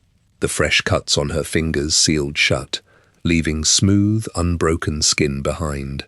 Her pupils dilated, adjusting instantly to the bright crimson glare of the jewel on her chest. She stood up from the mud, locking her spine perfectly straight and lifting her chin. The red diamond projected a wide, unbroken beam of crimson light through the center of the dark holding pen, casting a stark red shadow against the outer stone wall. The surrounding slaves watched the fiery orange veins pulsing beneath Perif's skin and the crimson light reflecting off the cell walls. They reached into their tattered boots and their leather wrappings, pulling out their sharpened iron shards, stolen flint knives, and heavy rock hammers. They wrapped thick strips of cured leather around their knuckles to secure their grip on the makeshift weapons. They planted their bare feet firmly on the ground and tightened their grips on the iron shards. Perif walked straight to the heavy iron gate and wrapped her bare hands around the thick central bars. The intense heat, radiating from her glowing palms, transferred directly into the iron, raising the temperature of the metal until it glowed bright orange and warped under the pressure. She pushed her arms forward, snapping the melted iron hinges off the stone wall and kicking the heavy metal gate flat onto the floor, leading the armed slaves out into the silent, dark corridor. Perif stepped out of the holding pen, the red diamond glowing brightly against her chest. She raised her fists, gripping a heavy iron hammer pulled from a discarded stone pile. Dozens of humans spilled out of the dark cells behind her, clutching their sharpened flint knives and rusted iron chains. They rushed directly toward the two Ayleid guards stationed at the end of the corridor. The guards widened their eyes and lowered their glass-tipped spears, preparing to strike. Perif swung the heavy hammer in a wide arc, smashing the iron head directly into the side of the first guard's bronze helmet. The metal crumpled inward, and the elf dropped to the stone floor. The slaves surged over the second guard, driving their stone knives into the gaps of his armor and pulling his heavy shield from his arms. Perif ripped the glass-tipped spear from the fallen guard's hands and pointed it toward the spiraling limestone staircase. She sprinted up the steps, her bare feet slapping against the cold marble. The pulsing red gem on her chest cast long crimson shadows against the curved walls. The group of humans followed her, their shouts echoing up the narrow stone shaft. They broke through the heavy copper doors at the top of the stairs, splintering the soft metal hinges, and spilled directly into the wide, paved avenues of the white gold tower. The Ayleid sentries standing around the central tiered fountains turned and raised their weapons. Before they could cast their thermal spells, the humans crashed into their lines. The slaves swung their heavy iron pickaxes and iron chains, shattering the glass street lamps and plunging the immediate area into darkness. The blue magicka dissipated into the air, replaced entirely by the sharp crimson light radiating from Perif's chest. She lunged forward, driving the stolen glass spear straight through the chest plate of an Ayleid captain. The remaining elves fell back, their formations breaking under the sheer physical weight and desperate ferocity of the human charge. The fighting spread from the central plaza into the surrounding white stone streets. The humans grabbed torches from the walls and set fire to the heavy silk banners hanging from the balconies. They smashed the decorative brass urns and tore down the polished wooden doors of the storehouses. The Ayleid lords emerged from their grand halls, wearing their woven silk robes and raising their glowing wooden staffs. They unleashed concentrated blasts of kinetic energy and freezing ice toward the slaves. Perif stepped directly into the path of the incoming spells. She opened her mouth and shouted a single, physical word in the language of the dragons. The sheer concussive force of her voice generated a massive shockwave that rippled through the air, completely shattering the incoming ice crystals and throwing the Sorcerer Kings backward against the marble columns. The slaves pushed forward, breaking the iron locks on the remaining subterranean holding pens and pulling hundreds more captive needies out of the dark tunnels. They stripped the bronze armor and the steel swords from the dead Ayleids, equipping themselves with the forged weapons of their former masters. Perif organized the growing mob into physical formations, directing the men to block the narrow stone archways and the women to hold the elevated limestone ridges. They barricaded the paved avenues with overturned stone benches and shattered marble statues, securing entire sections of the city under human control. The blood of the dragon god pumped continuously through Perif's veins, fueling her physical stamina and allowing her to fight for hours without resting her arms or dropping her weapon. The rebellion poured out of the white gold tower and spread across the heartland. Messengers on stolen Ayleid horses rode through the dense forests, carrying physical proof of the uprising to the scattered Nedic camps. They held up the shattered iron shackles and the captured bronze helmets of the elven guards. The humans in the outer settlements dropped their woven baskets and their wooden spades, grabbing their heavy iron axes and marching directly toward the nearest Ayleid city-states. They attacked the towering white walls from the outside, using heavy wooden battering rams to splinter the gates and long hemp ropes to pull down the iron spikes from the battlements. The physical landscape of Cyrodiil shifted rapidly. The glowing blue street lamps went dark, replaced by the orange glow of burning wooden roofs and the thick grey smoke of raging fires. The white stone statues of Magnus and Auriel lay shattered on the paving stones, broken into rough, unrecognizable chunks of marble. The Ayleid sorcerer kings retreated into their deepest keeps, barring their heavy stone doors and relying on their highest-level enchantments to hold the humans back. Perif stood on the steps of the white gold tower, her skin slick with sweat and her iron spear dripping with elven blood. She looked out over the burning city, the red diamond resting heavily against her chest, and directed her followers to strike the final blows against the masters of the heartland. Perif stood over the shattered gates of the white gold tower, dropping the heavy glass-tipped spear onto the blood-stained marble. The physical fighting ceased entirely around her. Hundreds of Ayleid bodies lay motionless on the white paving stones, their silk robes soaked in crimson and their meteoric glass armor cracked open. The remaining sorcerer kings had fled into the deep forests or barricaded themselves inside the deepest, darkest vaults. The human slaves stood in a wide circle around Perif, wiping sweat from their foreheads and leaning heavily on their stolen iron weapons.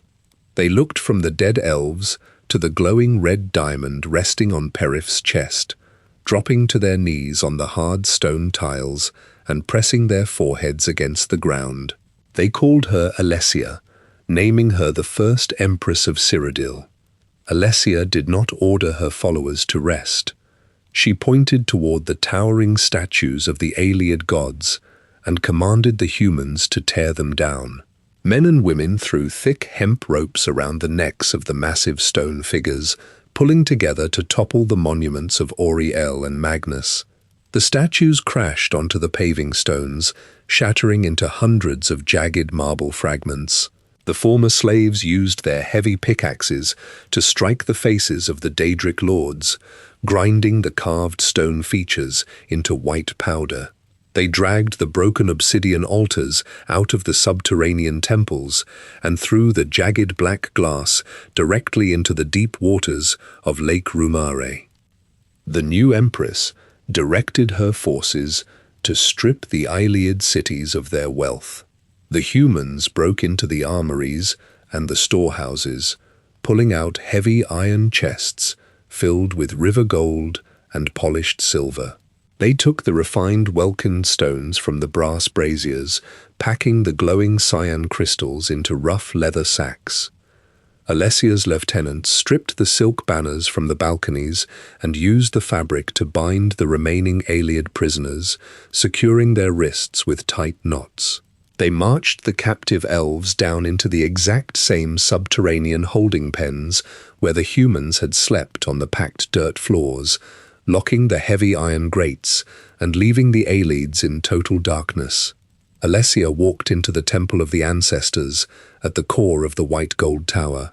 She stood before the empty center of the room, where the massive black glass altar had previously rested. The red diamond on her chest cast a sharp, continuous crimson beam against the white limestone walls. She ordered her masons to construct a new throne directly over the spot, stacking solid blocks of grey granite and covering the seat with the thick furs of forest wolves. She sat upon the heavy stone chair, gripping the armrests with her calloused hands. She declared the foundation of the first empire of men, claiming absolute physical dominion over the entirety of the Cyrodiilic heartland and establishing her own direct bloodline as the sole rulers of the region. The Ayleid civilization fractured into isolated, dying pockets across the surrounding provinces. The surviving elves hid in the deep caves of Valenwood and the high mountain passes of High Rock, carrying only the small leather pouches filled with depleted Welkin stones. They built temporary camps from fallen branches and wrapped themselves in rough animal hides, mirroring the exact physical existence of the Nedic tribes they had once enslaved. Without the massive great Welkin stones to anchor their magic, their physical connection to Aetherius slowly faded. The air around them grew cold and stagnant, lacking the sharp smell of ozone and the heavy static charge of concentrated power. The Ayleids lost their ability to alter the physical mass of iron or freeze the surface of the rivers, relying instead on crude stone tools and simple wood fires to survive the freezing nights. The white stone cities in Cyrodiil stood completely empty. The glowing street lamps flickered and died, the trapped magic dissipating slowly into the atmosphere. The heavy water pumps in the deep cisterns stopped turning, leaving the tiered fountains dry and the underground pools stagnant. Vines and thick green moss grew over the smooth marble avenues, pushing through the cracks in the paving stones and wrapping around the base of the white towers. The dirt and the mud washed down from the hills during the heavy rains, burying the subterranean vaults and the shattered statues under feet of dark soil. The physical structures of the First Empire sank back into the earth, returning the heartland to the dense forests and the wide, muddy rivers. Thousands of years passed, and the first era bled into the second, and then the third. The Nedic tribes evolved into the imperial race, expanding their own wooden settlements and building new stone walls over the ruins of the elder race. The Imperials walked across the packed dirt roads, unaware of the massive white domes and the deep iron cages buried directly beneath their boots. The red diamond remained fixed in the center of the Amulet of Kings, passing down through the physical bloodline of the Cyrodiilic emperors. The amulet sat heavily on the chests of the new rulers, a constant, glowing reminder of the first rebellion and the absolute physical shift of power in the center of the world. And so the Ayleids disappeared into the dirt and the overgrown vines, leaving behind only the broken white stones and the cold, empty glass crystals. The heartland grew green and quiet, hiding the physical scars of the ancient magic beneath the thick roots of the oak trees. The elves who had once built towers to touch the stars now rested entirely beneath the soil. If the roads ahead lead you into the deep woods, and your boots strike a patch of smooth white stone hidden in the mud, step lightly. The old ruins still hold the cold air and the sharp angles of the First Empire, sleeping silently beneath the ferns. But for tonight, the fire burns warm, and the wind outside the hall is calm. Rest your eyes, traveler. Let the snow fall against the timber, and let the quiet hours pass until the morning sun rises over the peaks. Sleep well. The physical structures of the Ayleid civilization remained standing across the Cyrodiilic heartland, following the capture of the central island. During the human uprising, several Ayleid sorcerer kings marched their own spearmen out from their white stone city-states and aligned their banners with the human forces. These specific elven lords actively opposed the Daedric worship practiced by the High King. They maintained their physical reverence for the Aedra, the ancestor spirits. They directed their own troops to strike the flanks of the High King's legions, driving their glass-tipped spears into the bronze armor of their own kin. Alessia permitted these specific Ayleid lords to retain their physical crowns and their lands. She signed heavy parchment treaties with them, sealing the documents with hot wax and the physical stamp of the red diamond. These allied Ayleid cities transformed into vassal states under the new human empire. The sorcerer kings returned to their high balconies. They looked down upon empty dirt paths. The Nedic laborers packed their crude belongings and left the limestone quarries, walking freely down the paved white avenues. To maintain their physical infrastructure after the departure of the human laborers, the Ayleids altered their daily routines. The lords cast continuous telekinetic spells to draw water from the deep subterranean wells. The glassmiths worked their own bellows in the forges, pushing the heavy leather handles with their own physical strength. The white stone cities remained fully intact, with the glowing blue street lamps still casting sharp shadows across the marble plazas. The Ayleid vassals paid physical tribute to the new human empress. Every season, the elven lords loaded heavy wooden carts with crates of refined meteoric glass, bundles of spun silk, and iron chests filled with river gold.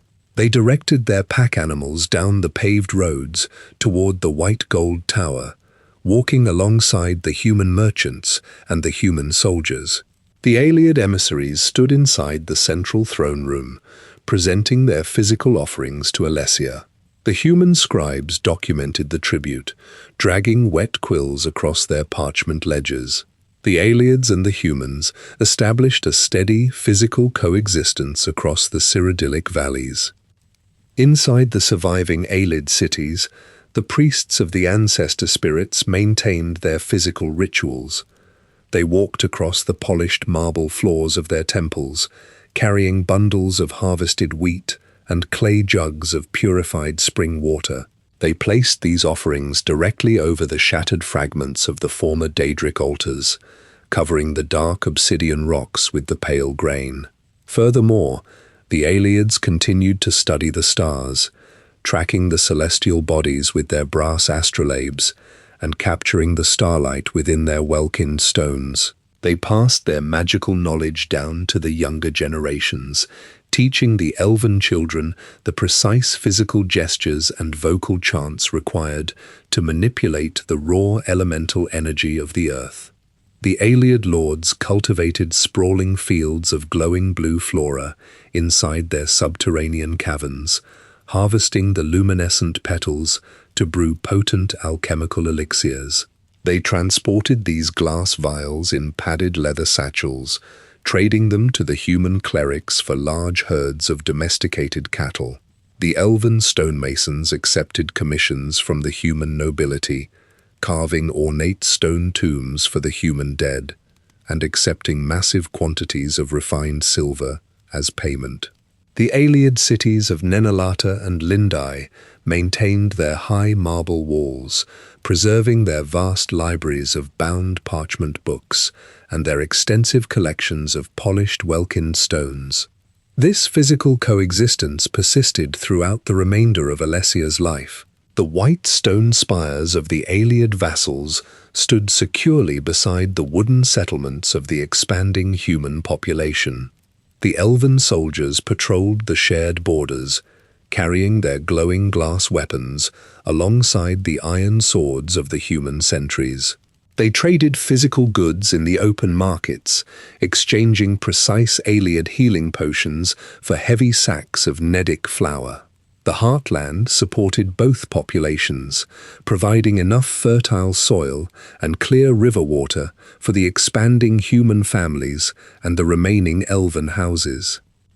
Consequently, the physical landscape of the human settlements began to shift as the decades passed. A new religious movement spread through the Nedic camps and the human districts of the capital. The movement originated from a prophet emerging from the southern coastal jungles. This prophet walked on thick, bowed legs, possessing the dense hair and the broad, heavy jaw of an ape. He stood upon stacked wooden crates in the center of the human markets, beating his massive, calloused fists against his own chest.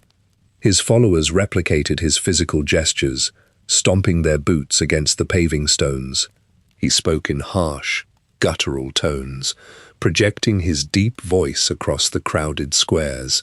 He dictated the 71 tracts, and his human scribes etched these rigid rules into flat slate boards using iron chisels. The Imga prophet, Maruch, traveled constantly between the human settlements. He carried a heavy iron cudgel, resting the thick metal rod over his broad shoulders. He walked with a heavy, lumbering gait, leaving deep footprints in the mud. He struck his cudgel against the stone paving blocks to punctuate his speeches, cracking the limestone and sending shards of rock flying into the crowds. The human audiences swelled into the thousands, pressing their bodies tightly together in the open squares and holding torches of burning pine branches. The heat from the torches warmed the damp air, and the thick black smoke drifted over the rooftops. The followers of this prophet wore rough, grey robes woven from heavy wool. They held up plain iron pendants shaped like a single, rigid line. They pointed their fingers toward the white stone towers of the Ayleid vassals on the horizon, shouting physical descriptions of the past torture and the deep iron cages. They demanded the complete physical removal of all elven presence from the Cyrodiilic heartland. The human crowds listened to these sermons, their hands gripping the hilts of their iron daggers and the wooden shafts of their farm tools. The air around the gatherings carried the sharp scent of unwashed bodies, stale sweat, and hot, burning pitch. The Alessian order, the most militant followers of Maruk, organized themselves into structured physical battalions. They carried heavy iron maces and wore thick layers of boiled leather armor over their wool robes. They marched to the edges of the Ayleid vassal territories and established physical blockades across the paved white roads. The human soldiers chopped down the ancient oak trees, stacking the thick wooden trunks directly across the trade routes. They stopped the Ayleid caravans, seizing the crates of meteoric glass and dumping the glowing stones into the deep waters of Lake Rumar. They snapped the delicate brass scales used for trading and drove the elven merchants back toward their walled cities with the blunt ends of their iron maces. The followers painted harsh, jagged symbols on their own foreheads using crushed black charcoal. They marched through the dirt streets, kicking over the wooden stalls of the elven merchants. They tore the silk garments directly from the shoulders of the Ayleid travelers passing through the human districts. The followers pushed Ayleid scholars out of the public archives, grabbing the elves by their collars and throwing them onto the dirt paths. They piled the ancient parchment scrolls containing elven histories into the mud and set them on fire. The flames consumed the dry paper, leaving piles of black ash in the center of the avenues. The Ayleid lords watched the smoke rise from their high balconies, gripping the carved stone railings until their knuckles turned white. They returned to their lower courtyards and reinforced the heavy wooden barricades over their city gates. They slid thick iron beams across the brass brackets to secure the entrances against the approaching human mobs. The Ayleid armorers fired up their subterranean forges, pushing the heavy leather bellows to stoke the white-hot coals. They melted down their decorative silver hairpins and their ornate copper goblets, casting the liquid metal into sharp, lethal arrowheads. The remaining elves loaded their crossbows and stood along the tops of the white stone walls, watching the human torchlights moving closer through the dark forest. The human soldiers of the Alessian order pushed heavy oak battering rams against the brass-reinforced gates of Lindai and Nenalata. They swung the massive wooden trunks in rhythmic strikes, splintering the thick timber and bending the brass hinges. The Ayleid defenders stood upon the white limestone battlements, loading their crossbows with the newly forged silver and copper arrowheads. They fired downward into the crowds. The arrows pierced the boiled leather armor and the grey wool robes of the attackers. The humans raised heavy wooden shields over their heads to block the projectiles, stepping over the fallen bodies of their own men. They pressed forward and forced the broken city gates completely open, spilling directly into the paved marble courtyards. Inside the plazas, the elves cast concentrated blasts of kinetic energy from their glowing wooden staves. The magical shockwaves struck the humans, throwing them backward into the limestone walls and shattering their iron maces. The Alessian soldiers recovered their footing and swarmed the defenders, relying on their massive numerical advantage. They swung their heavy iron cudgels and stone hammers, crushing the fragile glass street lamps and cracking the cyan welkin stones into useless grey dust. They grabbed the silk robes of the elven priests and pulled them to the ground, striking them repeatedly with the blunt heads of their weapons. The bright blue light of the Ayleid magic faded from the plazas, replaced by the orange glow of the pitch torches carried by the human mobs. The humans pushed the surviving Ayleids out of their domed halls and their subterranean vaults.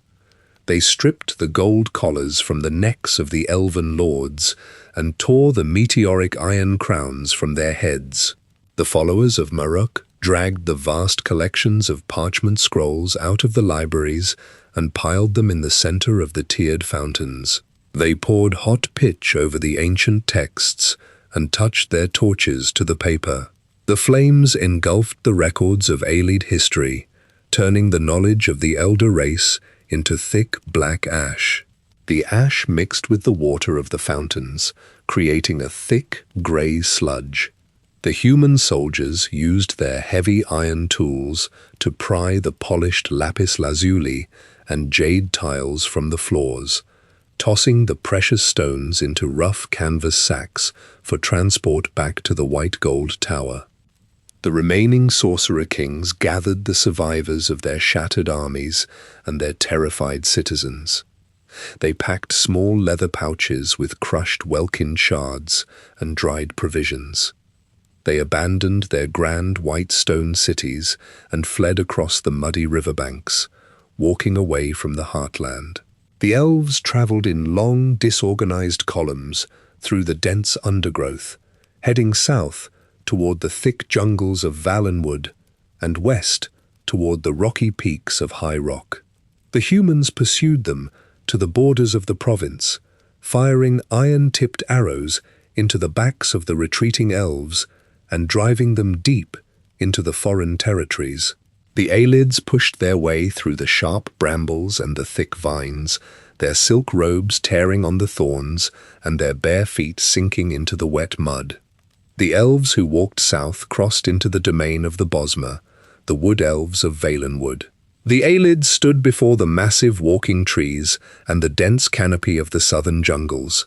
They traded their remaining meteoric glass weapons to the Bosmer in exchange for shelter and safe passage. The wood elves allowed the refugees to build small, temporary camps in the lower branches of the great oaks. The Ayleids altered their daily routines to survive in this new environment. They hunted wild boars with simple wooden bows and gathered pale mushrooms from the damp forest floor. They mixed their bloodlines with the native Bosmer over the passing generations, their distinct silver-gold hair and olive skin blending into the brown and green tones of the forest dwellers. The Ayleids who traveled west marched into the steep mountain passes of High Rock. They approached the towering stone fortresses of the Direni clan, an established family of high elves who controlled the western region. The Direni lords stood on their balconies and looked down at the desperate Ayleid refugees. They opened their iron gates and integrated the Ayleid scholars and masons into their own society. The former sorcerer kings of Cyrodiil took positions as tutors and architects for the Direni, teaching the younger high elves the ancient tonal frequencies and the precise methods for carving meteoric glass. The Ayleids lived within the high stone walls, trading their absolute sovereignty for physical protection against the expanding human armies. A small fraction of the Ayleids chose a solitary path away from the Bosma and the Direni. These specific groups retreated into the deepest, dampest caves of the Tamrielic wilderness. They hid in the dark subterranean tunnels, isolating themselves from the surface world. They forgot their mastery over the complex alteration magics and the construction of glowing white towers. They crafted crude spears from chipped stone and wore the raw, uncured hides of cave bears. The humans of the later eras spotted these isolated groups hunting in the deep woods, naming them the Wild Elves. These scattered tribes lived entirely as scavengers, hunting wild game in the dark and hiding from the patrols of the new empires. The physical structures of the Ayleid city-states remained scattered across the Cyrodiilic landscape. The humans claimed the largest settlements, repurposing the white marble halls for their own nobility and converting the subterranean vaults into storage cellars for their harvested grain. The heavy vines and thick forest moss reclaimed the abandoned outer towers, wrapping around the limestone columns and pulling the stone arches down into the dirt. The physical remnants of the First Empire sank slowly into the earth, waiting for the scholars and the tomb robbers of the future eras to dig through the mud and uncover the sealed iron doors.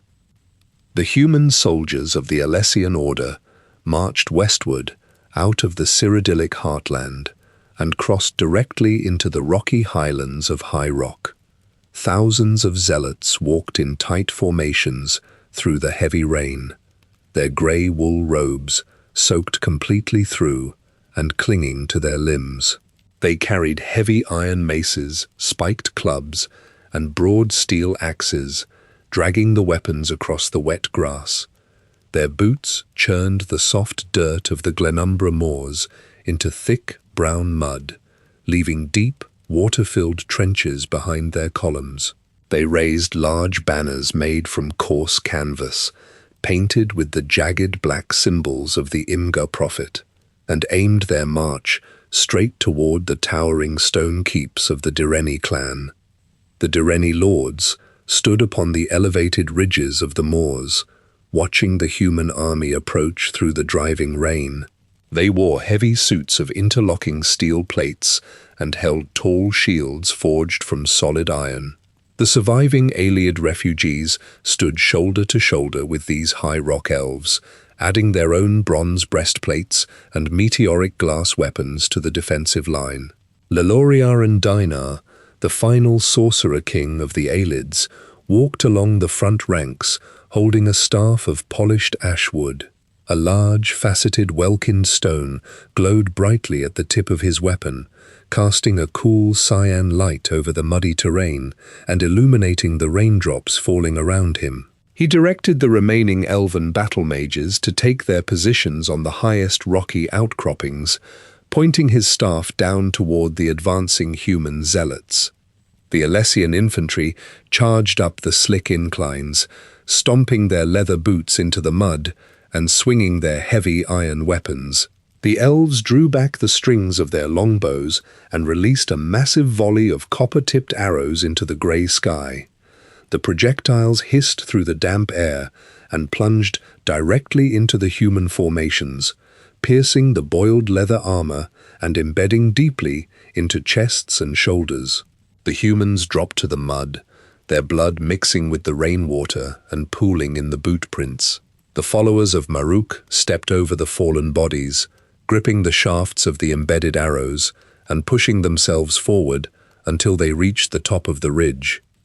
The physical clash of the two armies generated a deafening roar of grinding metal and breaking glass. The humans swung their iron maces into the elven shields, denting the heavy steel plates and splintering the wooden handles. The Ayleid spearmen thrust their weapons forward, driving the sharp meteoric glass tips through the thick wool robes of the attackers. The glass blades shattered against the human collarbones, sending razor-sharp fragments flying into the wet grass. The zealots grabbed the elves by their wet hair and their silver helmets, pulling them down into the mud and striking their skulls with the flat sides of their heavy axes. Laloria and Dinar and the Ayleid battle mages reached into their soaked leather pouches and pulled out their final reserves of concentrated magic. They gripped the iron cages of their welkinned stones, squeezing the metal until the bright cyan energy flowed through the skin of their palms and up their forearms. They pointed their empty hands toward the muddy slopes and unleashed raw thermal spells directly into the saturated earth. The wet mud flash-boiled instantly, hardening into sharp, solid ridges of baked clay that tripped the advancing human soldiers. The sorcerers shifted the atmospheric pressure above the moors, freezing the heavy rain into jagged hailstones. The heavy ice plummeted from the clouds, bruising the faces of the zealots and cracking against their iron helmets. The concentrated magical bombardment crushed the front lines of the Alessian horde. The humans dropped their heavy maces and their canvas banners, turning their backs to the elven shields and fleeing down the slippery hills. They slipped in the wet clay and tumbled over the rocky outcroppings, crawling on their hands and knees to escape the freezing hail and the sharp glass spears. The combined forces of the Direni and the Ayleids held the high ground, pushing the attackers completely off the ridge and driving the remnants of the human army back toward the Heartland borders. The elves remained on the battlefield to tend to the wounded and gather the bodies of the fallen. The Ayleid battle mages looked down at their own hands, opening their fingers to reveal the collapsed, empty iron cages of their welkinned stones. The fine white powder of the depleted meteoric glass washed away in the rain, leaving the sorcerers holding hollow metal wire. They walked among the dead, counting the bronze breastplates and recognizing the faces of their most skilled spellcasters staring blankly up at the grey sky. The Ayleids gathered the shattered glass spears and the broken staves, carrying the ruined artifacts back to the stone keeps of their Direni hosts. The elves held the high ground of the Glenumbra moors, leaving the human corpses rotting in the wet grass. The surviving Ayleids walked back into the fortresses, completely drained of their physical stamina and their magical reserves. The sorcerer kings abandoned their attempts to reclaim the Cyrodiilic heartland. They stripped off their dented bronze armor and placed their empty welkinned cages inside simple wooden chests. They accepted the tools and the heavy steel plates of the Direni clan, adapting their physical routines to the customs of the local elves. The distinctive silver-gold hair of the Ayleid youth mingled with the golden features of the Direni, their physical traits blurring together across the passing decades. The remaining Ayleid elders walked the cold stone halls of the western fortresses, carrying only plain wooden walking sticks and leaving the manipulation of raw magical energy to the pages of their sealed parchment histories. The Ayleid cities of Nenalata and Lindai stood completely alone in the Cyrodiilic heartland. The other elven settlements had fallen to the Alessian armies, leaving these two isolated vassal states entirely surrounded by the physical borders of the First Empire of Men. The Ayleid lords of Nenalata ordered their stonemasons to reinforce the white limestone walls, packing crushed rock and wet mortar into the small cracks between the blocks. They doubled the number of guards posted on the high battlements, ensuring that armed elven soldiers patrolled the perimeter constantly throughout the day and the night. The elves gripped their meteoric glass spears tightly and watched the dirt roads leading through the dense forest, tracking the movements of the human merchants and the human sentries passing outside their territory. Inside the city of Lindai, the remaining sorcerer kings focused entirely on preserving their physical artifacts and their bound parchment texts. They hauled their iron chests, filled with refined Welkin stones, down into the deepest, lowest levels of their subterranean vaults. The scholars carried thick stacks of leather-bound books from the open libraries and stacked them onto the dark stone shelves below the ground. They catalogued the ancient runes of the Dawn era and the specific spell incantations for their alteration magics, dragging wet quills across the parchment to ensure the physical ink remained dark and legible. The Ayleids of Lindai sealed the heavy iron doors of these deep vaults, turning the heavy metal keys to lock the physical knowledge of their ancestors securely away from the surface world. The human nobility in the White Gold Tower observed the continued existence of these two Ayleid cities with growing hostility. The Alessian emperor, recognizing the political pressure from the followers of Maruk, dispatched human envoys to the gates of Nenalata and Lindai. The emissaries rode fast horses and carried heavy parchment scrolls stamped with the red wax seal of the empire. They unrolled the scrolls in the center of the white marble plazas and read the specific physical demands aloud. The emperor ordered the Ayleid lords to disarm their city guards, to surrender their entire stockpiles of meteoric glass, and to tear down their white stone walls. The emissaries stated that failure to comply with these physical demands would result in immediate military action from the imperial legions. The Ayleid lord of Nenalata stood on his high balcony and listened to the human envoy. He looked down at his remaining soldiers, observing their dented bronze breastplates and their limited supply of copper-tipped arrows. He recognized that his forces lacked the sheer physical numbers to repel a sustained siege from the imperial army. He walked down the spiraling stone staircase and met the human emissary in the plaza. The elven lord removed his own meteoric iron crown and handed it directly to the human, officially surrendering the sovereignty of his city-state. He ordered his guards to drop their glass-tipped spears onto the paving stones, the sharp sound of the weapons clattering against the marble, echoing through the quiet streets. The Ayleid lord of Lindai refused the emperor's physical demands. He ordered his guards to raise their crossbows and point the silver arrows directly at the human envoys. The emissaries turned their horses and rode back toward the White Gold Tower, leaving the Ayleids of Lindai barricaded behind their reinforced limestone walls. The imperial legions marched out from the capital within the week, pulling heavy wooden siege engines and carrying tall canvas banners. The human soldiers surrounded the city of Lindai, driving thick wooden stakes into the ground around the perimeter to cut off all physical escape routes. They loaded massive boulders into their wooden catapults and fired the heavy rocks directly into the white stone walls, shattering the limestone and knocking the elven defenders from the high battlements. The siege of Lindai lasted for 3 unbroken weeks of heavy physical bombardment. The humans breached the outer walls and pushed their way into the central plazas, swinging their iron maces and their broad steel axes. The Ayleid battle mages exhausted their final reserves of magic, dropping their empty Welkin stones and falling back before the sheer physical weight of the human infantry. The imperial soldiers cleared the white stone halls, dragging the remaining elven defenders out by their silver-gold hair and running them through with their iron swords. They smashed the delicate glass street lamps and tore the polished jade tiles from the floors.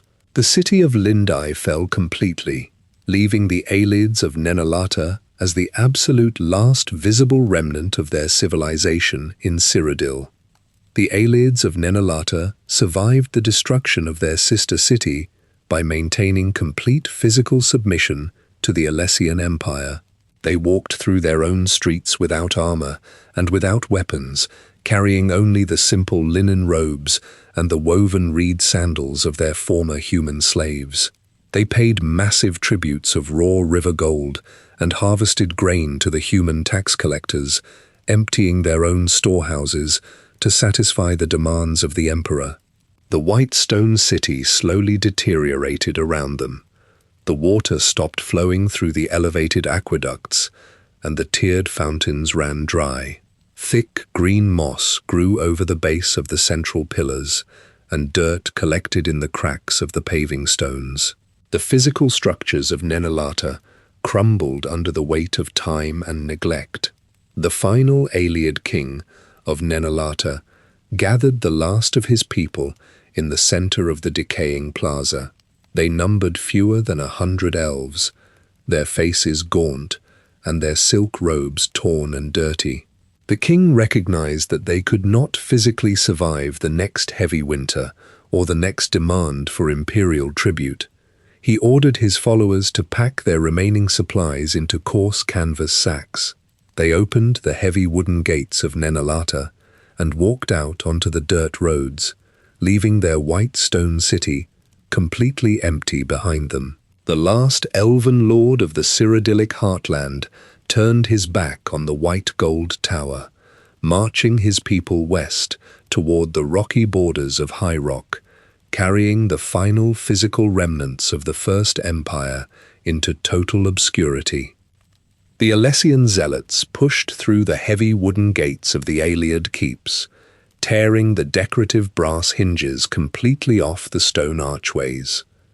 The humans marched in lockstep through the empty marble corridors, their iron-shod boots echoing against the vaulted ceilings. The surviving elves hid in the deep cellars, leaving the grand libraries and the public armories completely unprotected. The humans gathered the remaining parchment records from the wooden shelves, piling the rolled scrolls in the center of the courtyards and tossing their pine torches into the dry paper. The flames consumed the magical theories, the historical lineages, and the astronomical calculations of the Ayleid scholars, reducing the centuries of written knowledge to scattered black ash. The Emperor of Cyrodiil sent his own stonemasons into the abandoned Ayleid ruins across the heartland. The human builders stripped the polished turquoise tiles from the fountains and pulled the heavy brass spigots from the stone walls. They chipped away the jagged Daedric runes carved into the white limestone pillars, grinding the angular grooves down until the rock faces were perfectly smooth. They gathered the shattered fragments of the Welkin street lamps, tossing the broken cyan glass into heavy wooden carts, and dumping the debris into the deep ravines outside the city walls. The human architects redesigned the interior structures, replacing the circular elven arches with square wooden support beams and heavy iron crossbars. They transformed the high observation towers into physical watchposts for the imperial military, staffing the balconies with human soldiers carrying steel crossbows.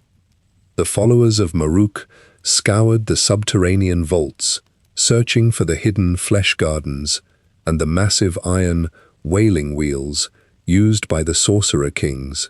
When the zealots found these torture chambers, they used their heavy sledges to smash the low stone tables and break the leather straps. They shattered the circular iron racks, bending the thick metal spokes and rolling the broken wheels directly into the central braziers to melt the iron down. They unchained the remains of the human slaves left in the dark corners of the dungeons, carrying the bones back to the surface and burying them in shallow graves beneath the oak trees. The zealots scrubbed the bloodstains from the floor tiles using coarse sand and boiling water, erasing the physical evidence of the Ayleid's most extreme cruelty. The physical language of the heartland shifted entirely.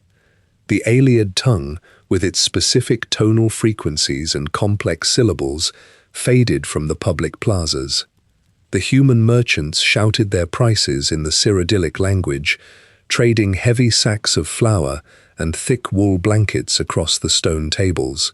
The human blacksmiths ignored the delicate silversmithing of the elves, focusing entirely on forging heavy steel plows and thick iron horseshoes.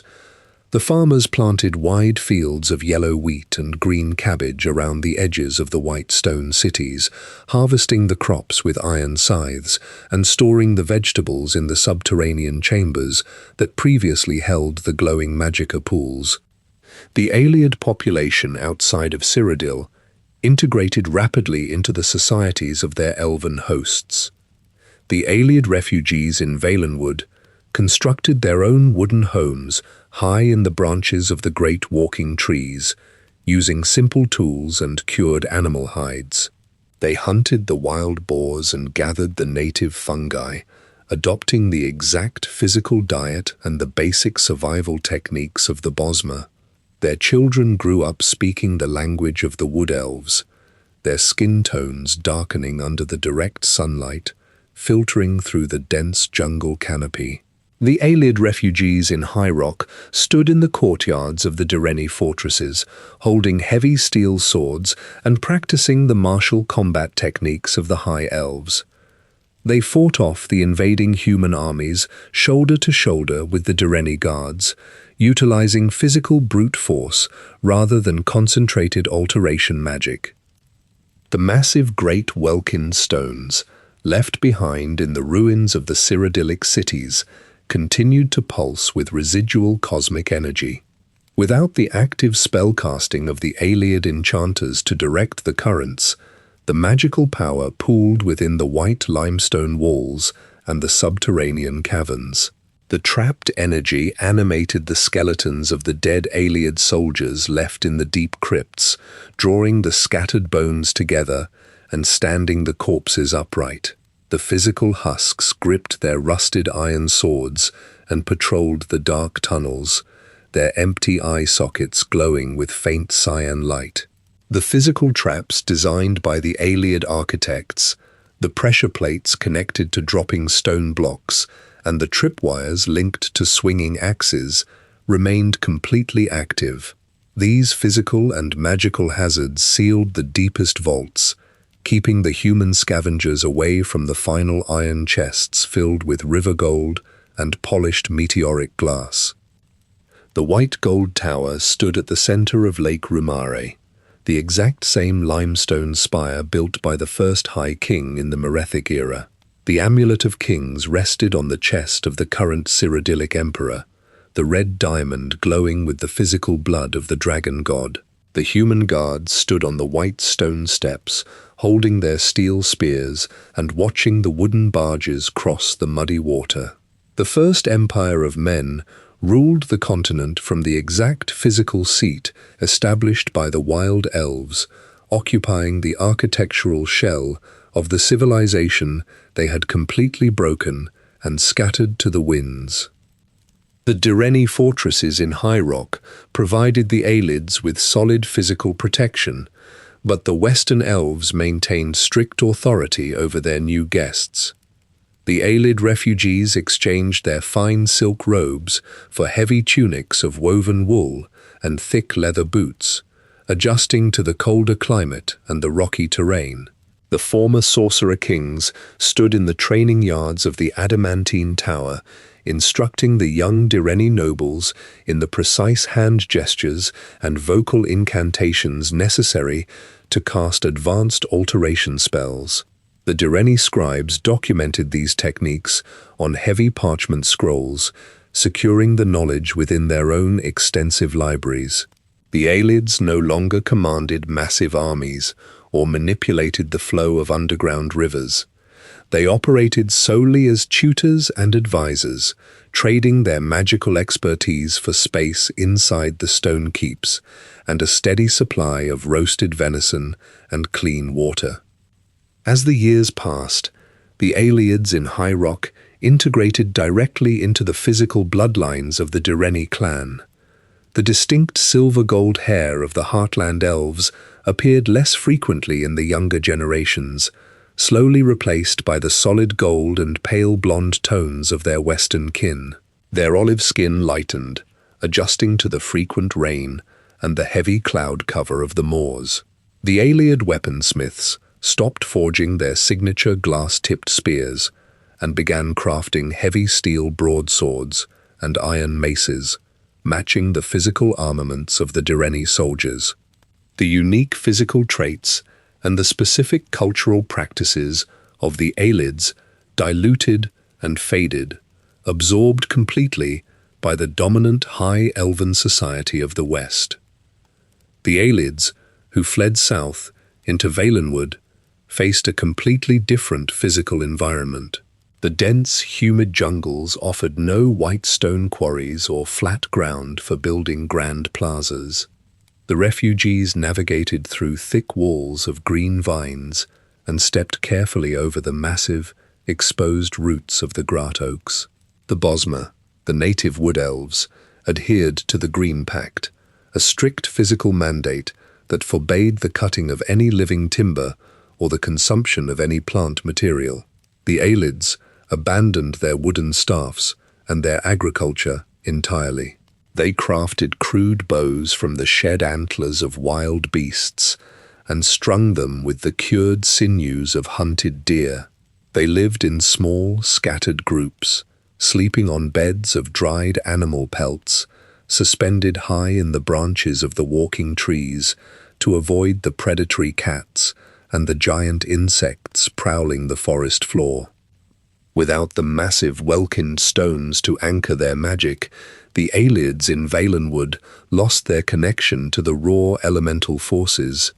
They could no longer freeze the surface of the rivers or levitate their bodies to the high branches. They relied entirely on their own physical stamina to track wild game through the dense brush, their muscles growing lean and their skin darkening under the constant exposure to the sun and the humid air.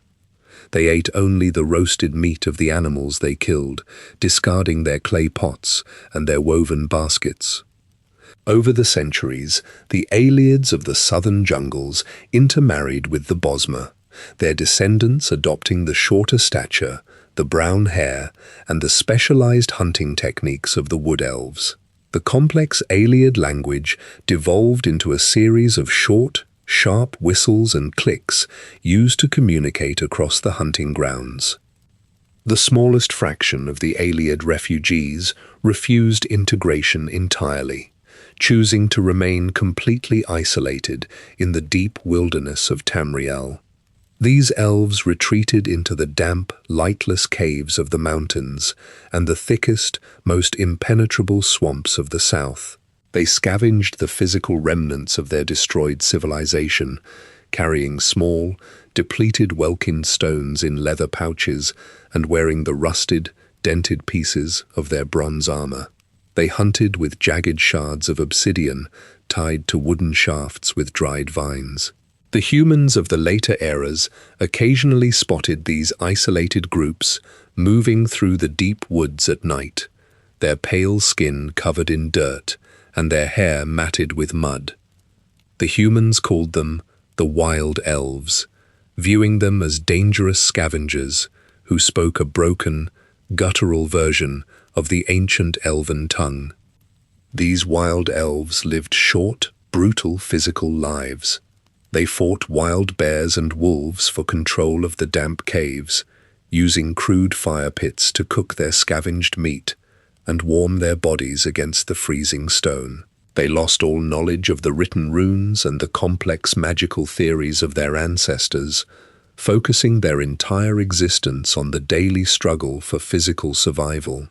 They left no written records and built no lasting structures, their physical footprint limited to scattered piles of cracked bones and the charred remains of their campfires.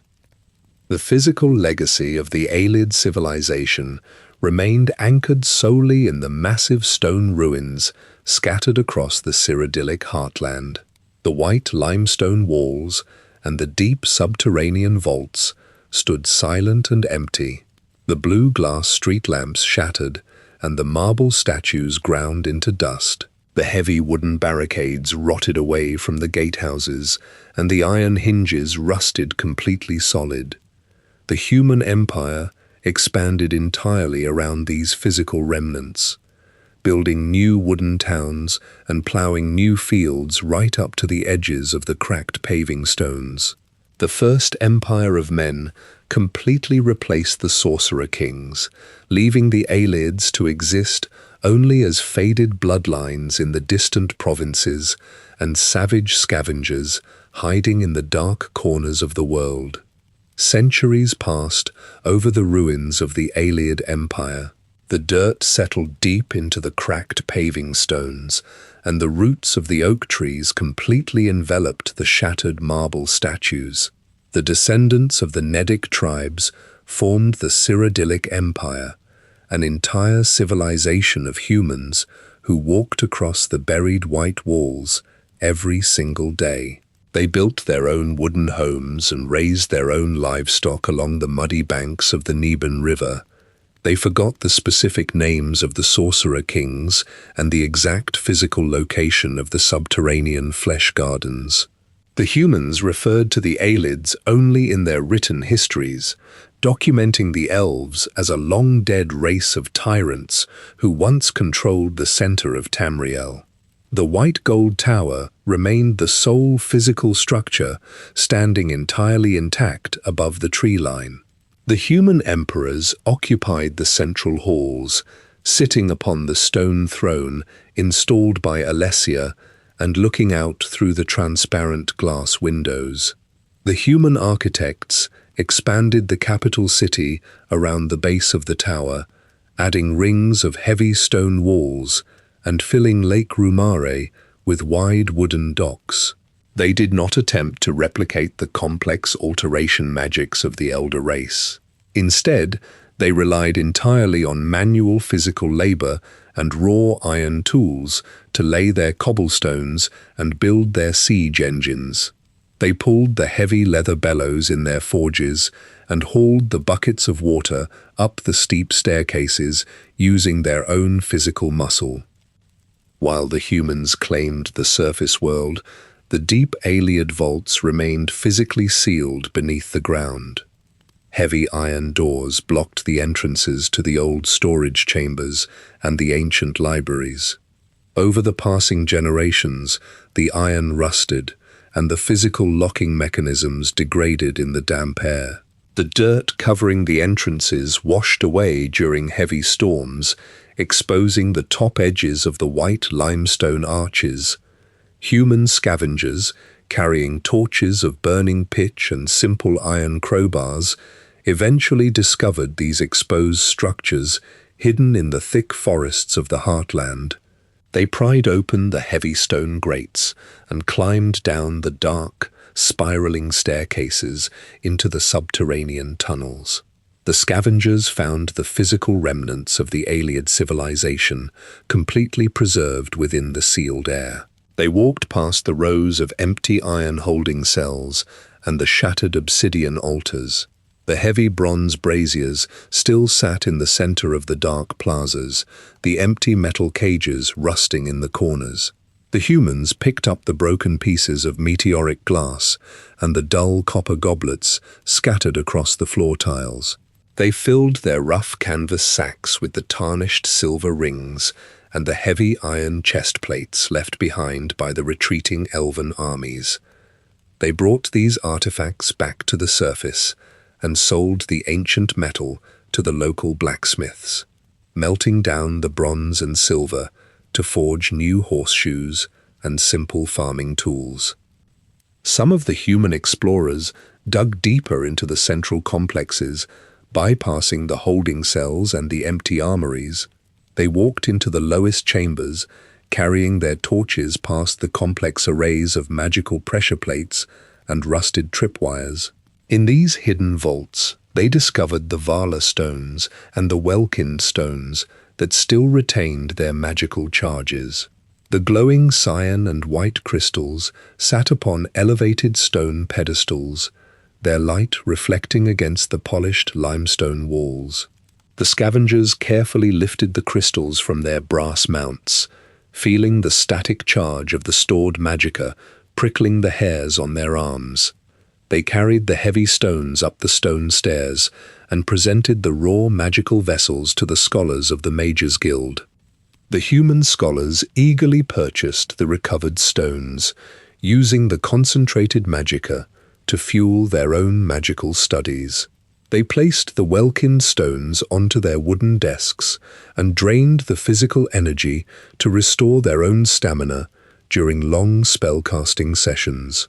The enchanters utilized the intense white light of the Vala stones to recharge the magical enchantments placed on their steel swords and iron shields. This continuous extraction completely drained the limited supply of Ayleid crystals scattered throughout the subterranean ruins. As the human mages consumed the final drops of the ancient power, the crystals shattered into piles of useless white powder. The remaining magic of the Ayleids disappeared permanently from the physical world. The human empire expanded entirely across Tamriel, pushing their borders far beyond the central heartland. They built roads of packed dirt and stone bridges over the wide rivers, connecting the disparate provinces under a single, unified chain of command. The human soldiers marched in thick iron armor, carrying heavy steel broadswords and fighting entirely with physical strength and organized military tactics. The physical reality of the Cyrodiilic Empire completely erased the magical dominance of the Elder race. The Ayleid civilization existed only as broken physical fragments. The crushed marble of their statues lay hidden beneath the soil of the farmers' fields. The rusted iron chains of their slave pens sat completely submerged in the deep mud of the underground tunnels. The final remaining elves, their distinctive features diluted across generations of intermarriage and physical adaptation, blended entirely into the background populations of the surrounding provinces. The first empire of Tamriel fell silently into the dark earth, leaving behind only the sharp white spire of the white gold tower reaching toward the stars. The human scholars working in the imperial city eventually mapped the exact locations of the remaining Ayleid ruins across Cyrodiil. They laid large sheets of parchment across their drafting tables and dragged pieces of charcoal over the paper, marking the physical entry points to the subterranean vaults. They noted the white limestone arches protruding from the muddy riverbanks of the Neben and the shattered brass gates hidden beneath the thick undergrowth of the great forest. The imperial scribes assigned new, Cyrodiilic names to the old elven settlements, ignoring the original tonal syllables entirely. They called the ruins mispronounced variations like Vilverin, Seatatar, and Miranda, etching these names into the official maps of the empire using fine steel pens. The imperial military used these maps to establish physical borders and patrol routes across the heartland. The soldiers marched past the ancient white walls, their steel boots treading exactly where the Ayleid spearmen once stood. They ignored the dark, descending staircases and the rusted iron bars, focusing their attention strictly on the surface roads and the new wooden settlements. The human emperors viewed the ruins as nothing more than physical hazards, dangerous sinkholes filled with unstable masonry and stagnant water. They issued official decrees on heavy parchment, ordering the citizens to avoid the old elven sites and warning them of the collapsing ceilings and the deep, unseen pits. Despite the imperial warnings, bands of human mercenaries and organized thieves constantly breached the Ayleid ruins. They carried long coils of hemp rope, iron grappling hooks, and heavy sledgehammers. They tied the ropes to the sturdy oak trees on the surface and lowered themselves down into the dark, vertical shafts. The air at the bottom of the shafts immediately chilled their skin, carrying the heavy scent of undisturbed dust and decaying bone. The mercenaries lit pitch torches, holding the flames high to illuminate the polished marble corridors and the dark, empty archways. They swung their sledgehammers against the heavy stone doors, breaking the rusted locking mechanisms and shattering the brittle iron hinges.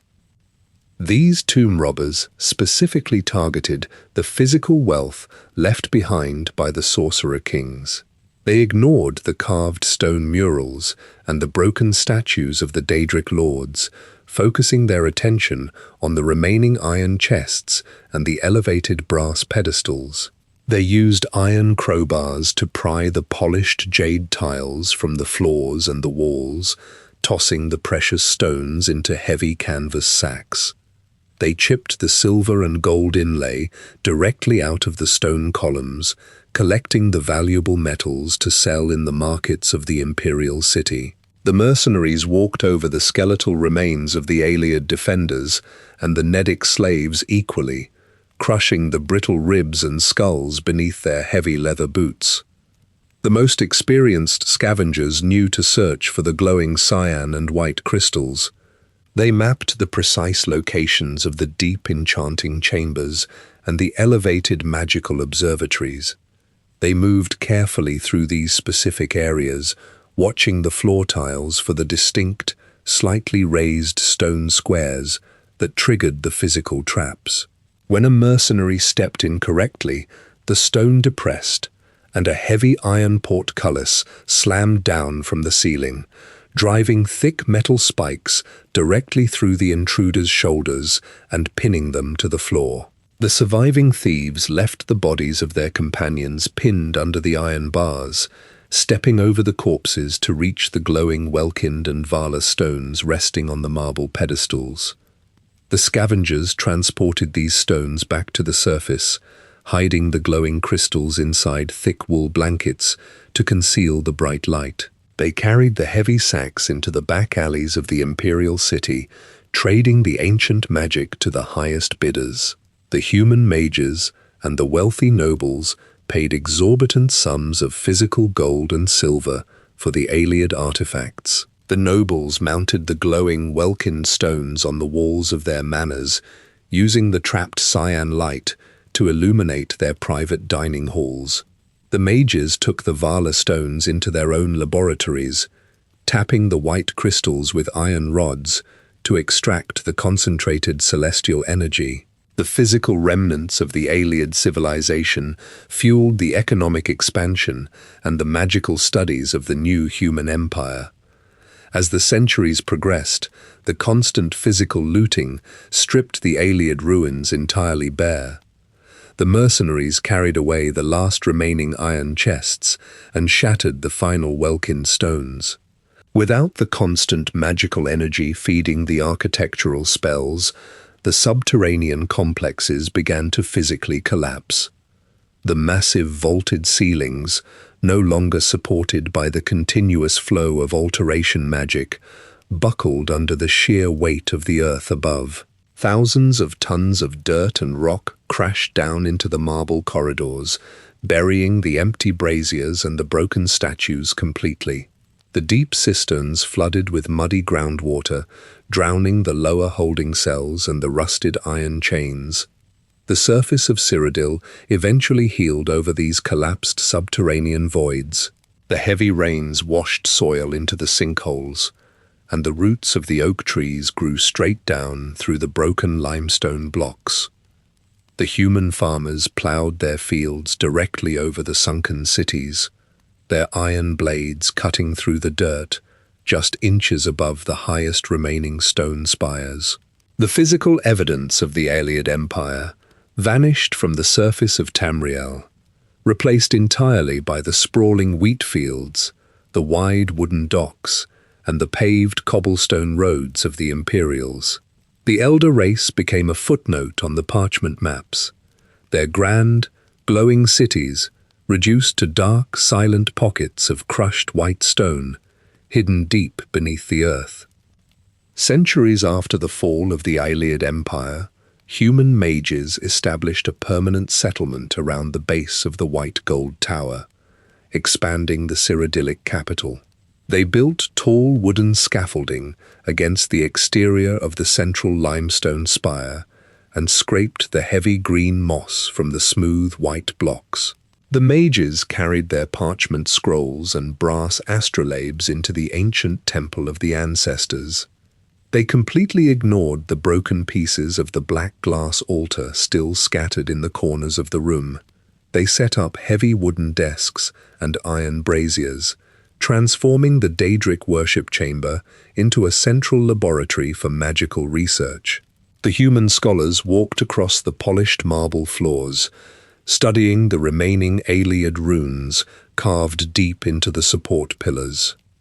The human scholars focused their research entirely on the Welkin stones and the Vala stones recovered by the mercenaries. They lacked the physical knowledge to pull the starlight directly down from Aetherius, and they could not replicate the precise physical vibrations the Ayleids used to cut the meteoric glass. When a human mage attempted to forge a new iron cage for a Welkin stone, the glass fragment shattered into dust the moment the metal tongs applied pressure. The mages tried pouring liquid silver over the raw meteorites, but the hot metal cracked the crystal structures and dispersed the stored celestial energy. The humans realized they could only use the existing stones, draining the concentrated magicka until the glass shattered, and relying entirely on the scavengers to bring them fresh supplies from the subterranean ruins. To understand the Ayleid manipulation of alteration magic, the human scholars hired specialized teams of excavators. These teams carried heavy iron pickaxes and long coils of hemp rope, venturing into the deepest remaining Ayleid vaults under the heartland. They cleared the collapsed dirt from the entrance tunnels and descended into the dark, damp corridors. The excavators used thick wooden beams to brace the sagging limestone ceilings and hammered iron pitons directly into the marble walls to secure their climbing ropes. They walked past the rusted iron chains and the empty holding cells, focusing solely on recovering the physical texts left behind by the elven scribes. The excavators found thick, leather-bound books stacked on stone shelves, the parchment pages covered in the sharp, angular symbols of the Ayleid language. The excavators carried these heavy books back to the white gold tower and presented them to the imperial scholars. The mages spent decades translating the elven texts, dragging their wet quills across fresh parchment to decipher the complex magical formulas. They learned that the Ayleids did not simply cast spells. They wove raw magical energy directly into the physical mass of the objects around them. The texts detailed the specific thermal temperatures required to melt meteoric glass into the carved runes, and the exact atmospheric pressure necessary to levitate a solid block of marble. The human mages replicated these techniques, using the translated formulas to enchant their own steel swords and iron shields. They cast alteration spells to harden their boiled leather armor and increase the physical density of their siege engines, adopting the Ayleid methods to expand the military power of the human empire. Despite their successful translations, the human scholars struggled to comprehend the full scope of the Ayleid philosophy. The translated texts repeatedly emphasized the physical division of the world into earth, water, air, and light. The human mages, trained in the traditional elemental theories of fire and frost, could not physically manifest the pure, cold light described by the elven scribes. When a human mage attempted to cast an Ayleid light spell, they produced a burst of hot, orange flame that generated thick black smoke and covered the laboratory ceiling in soot. They lacked the biological capacity and the precise physical conditioning required to channel the raw stellar energy without combustion. The most advanced Ayleid magics, the spells used to construct the great Welkin stones and the massive quartz mirrors of Deladil, remained entirely beyond their physical grasp. The continuous excavation of the Ayleid ruins slowly exhausted the remaining stockpiles of meteoric glass. The scavengers returned to the capital with empty canvas sacks, reporting that the subterranean vaults were completely stripped bare. The glowing cyan street lamps in the elven ruins shattered, and the white Vala stones cracked into useless grey dust. The human mages watched the final Welkin stone in their laboratory collapse into white powder, leaving them holding an empty iron cage. Without the concentrated celestial energy, the human scholars could no longer power their most complex enchantments. The magical advancement of the Cyrodiilic Empire plateaued, limited entirely by the physical exhaustion of the ancient Ayleid resources. The human empire shifted its focus away from magical research and concentrated entirely on physical military expansion. The imperial legions marched out from the capital, their steel boots treading exactly over the buried white stone avenues of the former Ayleid city-states. The emperors raised tall banners of woven silk, displaying the red diamond of Alesia, and established permanent garrisons in the surrounding provinces. The physical remnants of the Ayleid civilization disappeared beneath the heavy boots of the human soldiers and the wooden wheels of the supply carts. The elder race remained only as a collection of translated parchment scrolls stored deep within the archives of the White Gold Tower, their physical empire completely consumed by the descendants of their former slaves. Centuries passed over the ruins of the Ayleid Empire. The dirt settled deep into the cracked paving stones, and the roots of the oak trees completely enveloped the shattered marble statues. The descendants of the Nedic tribes formed the Cyrodiilic Empire, an entire civilization of humans who walked across the buried white walls every single day. They built their own wooden homes and raised their own livestock along the muddy banks of the Niban River. They forgot the specific names of the sorcerer kings and the exact physical location of the subterranean flesh gardens. The humans referred to the Ayleids only in their written histories, documenting the elves as a long-dead race of tyrants who once controlled the center of Tamriel. The White Gold Tower remained the sole physical structure, standing entirely intact above the tree line. The human emperors occupied the central halls, sitting upon the stone throne installed by Alesia and looking out through the transparent glass windows. The human architects expanded the capital city around the base of the tower, adding rings of heavy stone walls and filling Lake Rumare with wide wooden docks. They did not attempt to replicate the complex alteration magics of the elder race. Instead, they relied entirely on manual physical labor and raw iron tools to lay their cobblestones and build their siege engines. They pulled the heavy leather bellows in their forges and hauled the buckets of water up the steep staircases using their own physical muscle.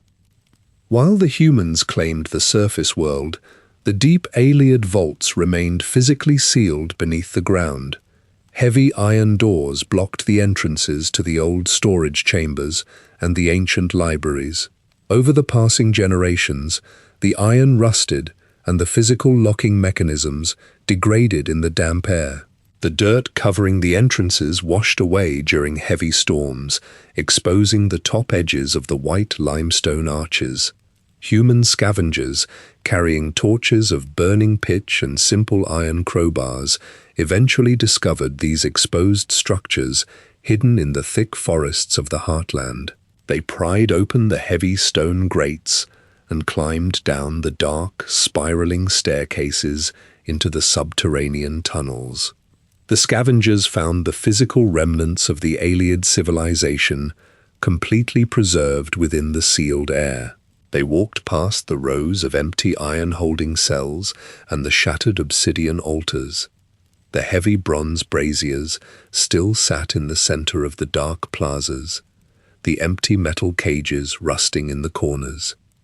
The humans picked up the broken pieces of meteoric glass and the dull copper goblets scattered across the floor tiles. They filled their rough canvas sacks with the tarnished silver rings and the heavy iron chest plates left behind by the retreating elven armies. They brought these artifacts back to the surface and sold the ancient metal to the local blacksmiths, melting down the bronze and silver to forge new horseshoes and simple farming tools. Some of the human explorers dug deeper into the central complexes, bypassing the holding cells and the empty armories. They walked into the lowest chambers, carrying their torches past the complex arrays of magical pressure plates and rusted tripwires. In these hidden vaults, they discovered the Vala stones and the Welkin stones that still retained their magical charges. The glowing cyan and white crystals sat upon elevated stone pedestals, their light reflecting against the polished limestone walls. The scavengers carefully lifted the crystals from their brass mounts, feeling the static charge of the stored magicka prickling the hairs on their arms. They carried the heavy stones up the stone stairs and presented the raw magical vessels to the scholars of the Mages Guild. The human scholars eagerly purchased the recovered stones, using the concentrated magicka to fuel their own magical studies. They placed the Welkin stones onto their wooden desks and drained the physical energy to restore their own stamina during long spellcasting sessions. The enchanters utilized the intense white light of the Vala stones to recharge the magical enchantments placed on their steel swords and iron shields. This continuous extraction completely drained the limited supply of Ayleid crystals scattered throughout the subterranean ruins. As the human mages consumed the final drops of the ancient power, the crystals shattered into piles of useless white powder. The remaining magic of the Ayleids disappeared permanently from the physical world. The human empire expanded entirely across Tamriel, pushing their borders far beyond the central heartland. They built roads of packed dirt and stone bridges over the wide rivers, connecting the disparate provinces under a single, unified chain of command. The human soldiers marched in thick iron armor, carrying heavy steel broadswords and fighting entirely with physical strength and organized military tactics. The physical reality of the Cyrodiilic Empire completely erased the magical dominance of the Elder race. The Ayleid civilization existed only as broken physical fragments. The crushed marble of their statues lay hidden beneath the soil of the farmers' fields. The rusted iron chains of their slave pens sat completely submerged in the deep mud of the underground tunnels. The final remaining elves, their distinctive features diluted across generations of intermarriage and physical adaptation, blended entirely into the background populations of the surrounding provinces. The first empire of Tamriel fell silently into the dark earth, leaving behind only the sharp white spire of the white gold tower reaching toward the stars. The heavy rains of the following eras washed thousands of tons of loose topsoil over the remaining Ayleid ruins across Cyrodiil. Thick roots of massive oak trees pushed down through the cracked marble ceilings of the subterranean vaults, splitting the limestone blocks and widening the gaps in the masonry. Wild black bears and timber wolves dragged the carcasses of hunted deer into the dark entrance tunnels, chewing on the raw meat and leaving scattered piles of fractured bones across the polished jade floor tiles. Water dripped constantly from the sharp stalactites forming along the curved arches, pooling on the flagstones and supporting thick beds of pale cave moss. The white stone cities sank further into the earth, integrating completely into the physical terrain of the heartland.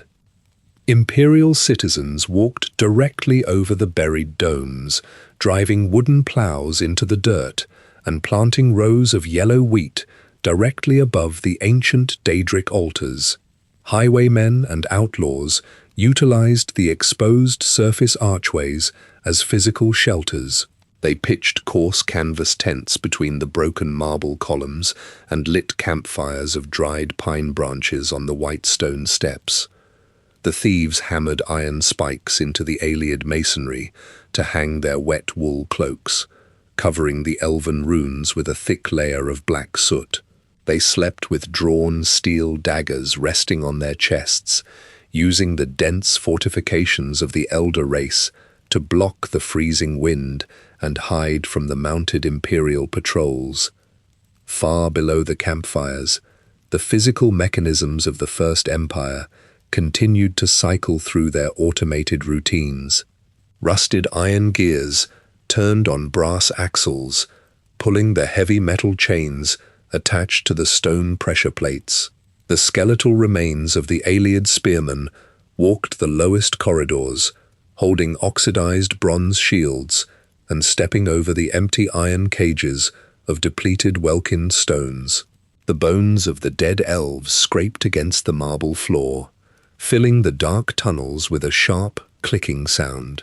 A few isolated Vala stones rested securely behind the thickest stone doors, projecting a piercing white glare across the empty chambers.